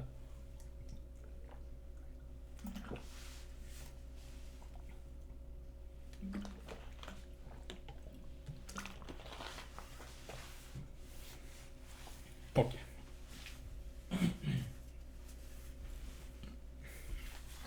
आ जाओ जी, हमने पढ़ा क्या, टोटल कितने विधि होते हैं राष्ट्रीय आय की गणना के, टोटल 3 विधि होते हैं। अब आगे क्या लिखा है, राष्ट्रीय आय की गणना अनेक प्रकार से की जाती है, क्योंकि राष्ट्र के व्यक्तियों की आय उत्पादन के माध्यम के अथवा मौद्रिक आय के माध्यम से प्राप्त होता है, इसलिए इसकी गणना जब उत्पादन के योग यानी टोटल सम के द्वारा किया जाता है तो उत्पादन विधि कहते हैं। जब उत्पादन के योग को टोटल कर दो तो उत्पादन विधि यानी कि सेंसस ऑफ प्रोडक्शन मेथड। दूसरा होता है जब राष्ट्र के व्यक्तियों की आय के आधार पर राष्ट्रीय आय की गणना की जाती है तो उसे हम आय विधि कहते हैं। और आगे लिखा हुआ है क्या, प्राप्त की गई आय व्यक्ति के उपभोग के लिए व्यय भी करता है, तो इसलिए राष्ट्रीय आय की गणना लोगों के व्यय के माप से किया जाता है। राष्ट्रीय आय की मापने की इस प्रक्रिया को व्यय विधि यानी सेंसस ऑफ एक्सपेंडिचर मेथड कहा जाता है। तो जब उन्हीं आमदनी को लोग क्या करेंगे, व्यय करेंगे, ठीक है ना, उपभोग करने पे खर्चे करेंगे। तो मैंने आपको ये पहले बता दिया, समझा दिया, एक होता है उत्पादन विधि, एक होता है आपका आय विधि, दूसरा होता है आपका व्यय विधि। इसके अलावा यहाँ पे ध्यान से पढ़ लो, ये क्या लिखा हुआ है, राष्ट्रीय आय राष्ट्र के आर्थिक स्थिति के आकलन तथा सर्वाधिक विश्वसनीय मापदंड है, ये ध्यान रख लेना। इसके अलावा यहाँ पे आ जाओ जी, एक लिखा हुआ है census of value added method, ये सेम यही है। विभिन्न परिस्थितियों में व्यक्तियों के द्वारा किए गए प्रयास से बढ़ जाता है, ऐसी स्थिति में राष्ट्रीय आय की गणना मूल योग विधि यानी वैल्यू एडेड मेथड, जिसे आप वैल्यू एडेड को पहला ये जो विधि है ना उत्पादन विधि भी कहते हैं, वैल्यू एडेड को उत्पादन विधि भी कहते हैं। तो वैल्यू एडेड बोलो, मूल योग बोलो या उत्पादन विधि बोलो, एक ही बात है। उत्पादन विधि भी बोलते हैं, ठीक है जी। वैसे आपको बता दूं, ये जो value added method, income method और एक्सपेंडिचर मेथड, इसके और भी कई सारे नाम होते हैं। जैसे आपको वैल्यू एडेड हिंदी में बोलूँ तो मूल योग विधि जो है ना, इसको उत्पादन विधि भी कहते हैं, ठीक है जी। तो और भी इसके कई नामों से जानते हैं। आगे लिखो, अंत में व्यवसायिक संरचना के आधार पर राष्ट्रीय आय की गणना की जाती है। व्यावसायिक आधार पर की गई गणना को व्यावसायिक गणना विधि भी कहते हैं, यानी सेंसस ऑफ ऑक्यूपेशन मेथड भी कहते हैं। तो एक आपका ऑक्यूपेशन मेथड भी। यद्यपि राष्ट्रीय आय की गणना उपरोक्त 5 तरीकों से होता है, फिर भी आर्थिक दृष्टिकोण से अर्थव्यवस्था में उत्पादन, गणना विधि, आय गणना विधि और वैज्ञानिक और व्यवहारिक तरीके से के आधार पर राष्ट्रीय आय की गणना की जाती है। तो यही आपकी मेन है 3-4। तो इसमें आपको बोला हुआ 5, 3 तो ऊपर में दिया हुआ जो मेन है, उसके अलावा 2 और बोला वैल्यू एडेड, वो उसी को ऊपर वाले को बोलते हैं, और ऑक्यूपेशन मेथड भी होता है। ठीक है जी। अब आगे आ जाओ जी, राष्ट्रीय आय की गणना में कठिनाइयाँ। बहुत सारी कठिनाइयाँ होती है राष्ट्रीय आय की गणना में। कौन कौन सी कठिनाइयाँ, ध्यान से पढ़ो। आ जाओ जी यहाँ पे। तो सबसे पहले difficulties in the measurement of nation income. Difficulties क्या क्या है? किसी भी राष्ट्र की आर्थिक स्थिति को जानने के लिए उस देश की राष्ट्रीय आय को जानना आवश्यक है। राष्ट्रीय आय के आर्थिक विकास का सहज मापदंड है जो उस देश की प्रति व्यक्ति आय के योग से निकाला जाता है। राष्ट्रीय आय के आधार पर ही विश्व के विभिन्न देशों को हम विकसित, विकासशील और विकासशील और अर्धविकसित राष्ट्रों के श्रेणी में मूल्यांकन करते हैं। जाहिर सी बात है, अमेरिका, ठीक है जी, जापान, ऑस्ट्रेलिया, ये सारे विकसित देश हैं। क्यों? क्योंकि इनकी प्रति व्यक्ति और राष्ट्रीय आय बहुत ज़्यादा है। हमारा जो इंडिया है, चाइना जो है, ठीक है जी, श्रीलंका जो है, पाकिस्तान जो है, ये सब विकासशील देश हैं, क्योंकि हमारी प्रति व्यक्ति आय और राष्ट्रीय आय थोड़ी सी कम। और बहुत ऐसे कंट्रीज़ हैं जो अर्धविकसित हैं, अंडर डेवलप्ड हैं, जिनकी प्रति व्यक्ति आय और राष्ट्रीय आय बहुत ज़्यादा कम है, बहुत ज़्यादा कम। ठीक है। यद्यपि राष्ट्रीय आय राष्ट्र की आर्थिक स्थिति को आंकने का सर्वमान्य माप है, फिर भी हमें व्यवहारिक रूप से राष्ट्रीय आय की गणना करने में अनेक कठिनाइयों का सामना करना पड़ता है, जिसे संक्षिप्त में हम इस प्रकार व्यक्त कर सकते हैं। तो कई सारे कठिनाइयाँ कौन कौन से देखो। सबसे पहला जो है, आंकड़ों को एकत्रित करने की कठिनाइयाँ, दोहरी गणना की कठिनाइयाँ, मूल्य के मापने की कठिनाइयाँ। तो ये मेन 3 कठिनाइयाँ हैं। ठीक है जी, मेन 3 हैं। आंकड़ों के मतलब कि आंकड़ों को इकट्ठा करना, एकत्र करना, दोहरी गणना और मूल्य के मापने की कठिनाइयाँ, difficulty in meaning the value. अब ध्यान से देखो, सबसे पहला क्या है, देखो नंबर 1 कि भाई अगर मुझे राष्ट्रीय आय निकालना है तो भाई साहब सबसे पहले सभी लोगों से ज़्यादा के पूछो कि भाई तेरी इनकम कितनी, 1.4 बिलियन पॉपुलेशन है। ठीक है, 104 अरब जनसंख्या है, तो उन सभी लोगों से पूछना पड़ेगा तेरी इनकम कितनी, तेरी इनकम, फिर उसके बाद सबको जोड़ेंगे। ठीक है, तो आंकड़ा इकट्ठा करना भी एक तरीके से क्या है, बड़ा मुश्किल है, हो तो जाता है, इसीलिए हर 10 साल में एक बार जनगणना होता है। ठीक है जी, सबसे पहला जनगणना 1881 में हुआ था और लेटेस्ट जनगणना 2021 में अभी हुआ है। ठीक है जी, हर 10 साल पे। नेक्स्ट कब होगा? 2031 में, फिर 2041 में, फिर 2051 में, हर साल, हर 10 साल के बाद होते रहता है। ठीक है जी, तो उसी में ये सारे डेटा, और वैसे ये सारी एवरी ईयर ये कलेक्ट करना मुश्किल है। हम तो राष्ट्रीय आय हर साल निकालते, तो हर साल निकालना क्या होगा बताओ, सभी लोगों से हम पूछ रहे हैं। तो ये क्या है, पूरे देश में लोगों की आय को हम उत्पादन के रूप में या उसकी आय के रूप में आंकते हैं, और इस आंकड़ों को एकत्र करने में अनेक कठिनाइयाँ आती हैं। यदि सही आंकड़े उपलब्ध नहीं हो तो राष्ट्रीय विकास की स्थिति प्राप्त भी नहीं हो सकती। उसके अलावा दोहरी गणना कई बार क्या होता है कि आप जो है एक इंसान की जो इनकम है उसको 2 बार जोड़ देते हो। सिंपल वर्ड में बोलो तो जैसे मान लो एक इंसान ने क्या किया, ध्यान से सुनना, अगर एक इंसान ने गन्ना का उत्पादन करा, अब वो गन्ना 100 रुपये में दूसरे इंसान को बेचा। अब दूसरा इंसान उस गन्ने से क्या कर रहा है, उस गन्ने से मान लो उस गन्ने से उसने क्या निकाला, चीनी बना लिया। ठीक है ना, चीनी बनाया, 100 रुपये का चीज़ इसने बेचा गन्ना, अब उससे चीनी निकाल के उसको 150 में बेच रहा है सी को। अब सी उस चीनी का यूज़ करके मान लो बिस्किट, आइसक्रीम, इन सब में डाल के आइसक्रीम या बिस्किट बेच रहा है, और फिर उसको बाद में 150 रुपये में की जगह 200 रुपये में बेच रहा है। तो इसका 100 रुपये, बी का 150 रुपये और तीसरे का 200 रुपये, तीनों आप जोड़ दोगे तो दोहरी गन्ना की स्थिति पैदा हो जाएगी। क्योंकि ये जो इसका 100 रुपये और उसने बी ने सी को 150 में बेचा। आपको समझा दूँ ज़रा यहाँ पे, अगर मान लो ये है मिस्टर ए, ठीक है, ये है मिस्टर बी और ये है mister C, A B C, exactly क्या होता है देखो। अब ए ने क्या किया, गन्ने की जगह मान लो गेहूँ ले लेता, ए ने गेहूँ का उत्पादन करा और ए ने बी को 100 रुपये में गेहूँ बेच दिया। बी ने क्या किया, इसे 150 में बेचा, बी ने 150 में बेचा, गेहूँ से इसने मान लो आटा बना दिया, आटा बना के, और सी ने क्या किया, बिस्किट्स बना दिया। और ये बहुत सारे कस्टमर्स हैं, यहाँ पे बहुत सारे कस्टमर है, ग्राहक हैं। ग्राहक को बिस्कुट जो है 200 रुपये में बेच रहा है, पैकेट बेच रहा है, पूरा बिस्किट 200 रुपये में बेच दिया बिस्किट। ठीक है जी, आटे से बिस्किट बना दिया या ब्रेड बना दिया, ब्रेड समझते हो ना, ब्रेड आटा जो खाने वाला है, बिस्किट बना दिया, बिस्किट आटा ब्रेड जो मर्जी ले लो। ठीक है जी, बिस्किट, अब हिंदी में लिख लेना भाई बिस्किट कैसे लिखते हैं, तो मान लो बिस्किट, ठीक है जी, या ब्रेड, ओके, ब्रेड बेचा इसमें 200 रुपये में। अब देखो, अगर आपको आय निकालना है तो आप कहोगे ए की आय कितनी है, 100 रुपये, इसमें आप जोड़ दोगे बी की आय कितनी है 150 रुपये और सी की आय कितनी है 200 रुपये। आप कहोगे भैया पूरा राष्ट्रीय आय कितना हुआ 200, 300, 450, लेकिन ये गलत है। इसमें आपने दो बार कई सारे डेटा जोड़ दिए। कैसे? देखो भैया, ये जो गन्ना बनाया है ये 100 रुपये का है, तो 100 रुपये में इसने बेचा, लेकिन बी ने इसको 150 में बेचा ना। 150 में तो सामान बेचा, लेकिन साथ में 100 रुपये इसने इसको पैसे भी तो करे होंगे, भुगतान भी तो किए होंगे। तो 100 वाला चीज़ इसने 150 में बेचा, तो कितना ज़्यादा वैल्यू इंक्रीज किया, सिर्फ 50 रुपये ना। और सी ने फिर इस 150 वाले चीज़ को 200 में बेचा, तो यहाँ पे सिर्फ इसके 50 रुपये और ऐड हुए ना। तो अगर मैं बोलूँ कि भाई ए को 100 रुपये, बी का जो नेट आमदनी नेट लेना होता है 100 रुपये, मैं 150 में बेचा, 100 रुपये में खरीदा भी, तो 150 माइनस 100 करो तो 50 रुपये, और इसने 200 में बेचा लेकिन 150 रुपये में खरीदा, तो इसे भी 50 रुपये की आमदनी हुई। तो जोड़ने कितने चाहिए 100 + 50 + 50 200, तो नेट आपकी जो राष्ट्रीय आय में बढ़ी हुई है वो 200, या सीधा सीधा आप लास्ट वाले का सीधा ले लो टोटल, ठीक है, सीधा लास्ट वाले का ले लो, वो हमेशा इक्वल होता है, ये 200 या ये 200 तीनों का जोड़ के। तो क्या होता है, कई बार दोहरी गणना की स्थिति पैदा हो जाती है।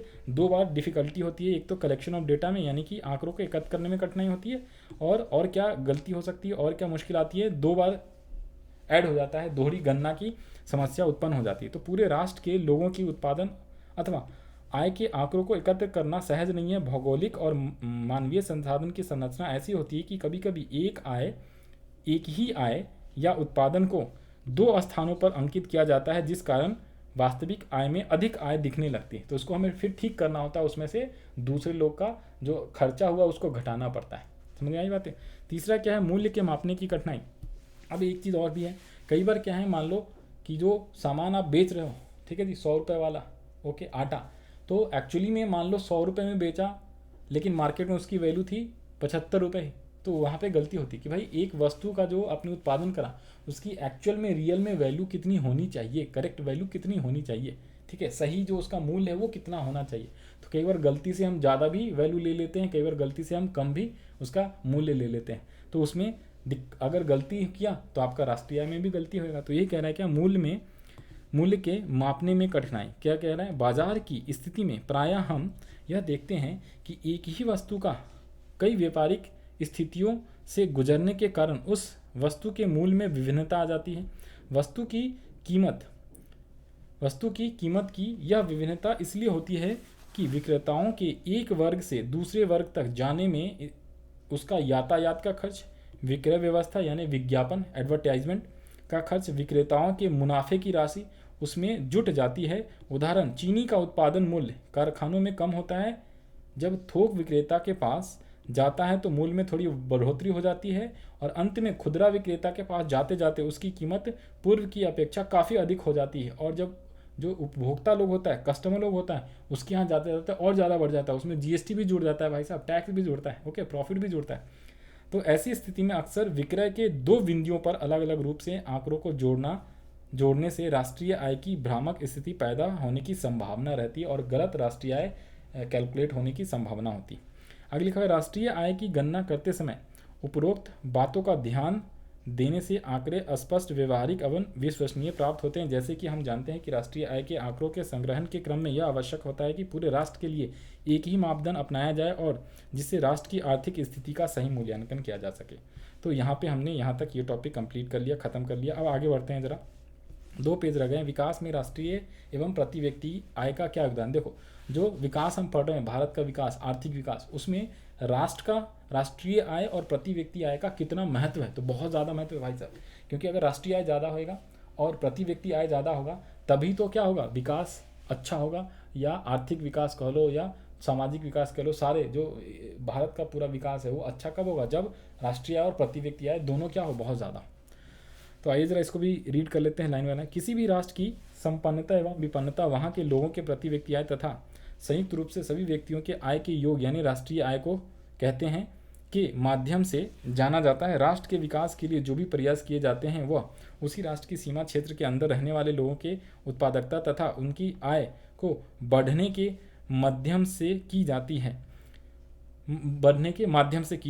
वर्तमान युग में प्रत्येक देश अपने अपने तरीके से विकास की योजना बनाती है, जिसका लक्ष्य राष्ट्र के उपलब्ध साधनों की क्षमता को बढ़ाकर अधिक आय प्राप्त करना है। इसी तरह शिक्षा, विज्ञान, प्रौद्योगिकी के क्षेत्र में पूंजी विनियोग यानी कैपिटल इन्वेस्टमेंट के द्वारा रोजगार का सृजन किया जाता है, जिससे लोगों की आय में वृद्धि हो। आर्थिक विकास करने के लिए मुख्य रूप से उत्पादन तथा आय में वृद्धि की जाती है। वस्तुओं का अधिक उत्पादन तथा व्यक्तियों की आय अधिकतम होने पर ही हम राष्ट्र में उच्चतम आर्थिक विकास की स्थिति पा सकते हैं। सिंपल, अगर व्यक्तियों की आय यानी प्रति व्यक्ति आय और राष्ट्र की आय अच्छी होगी तभी आपकी क्या होगी, राष्ट्र का उच्चतम आर्थिक विकास होगा।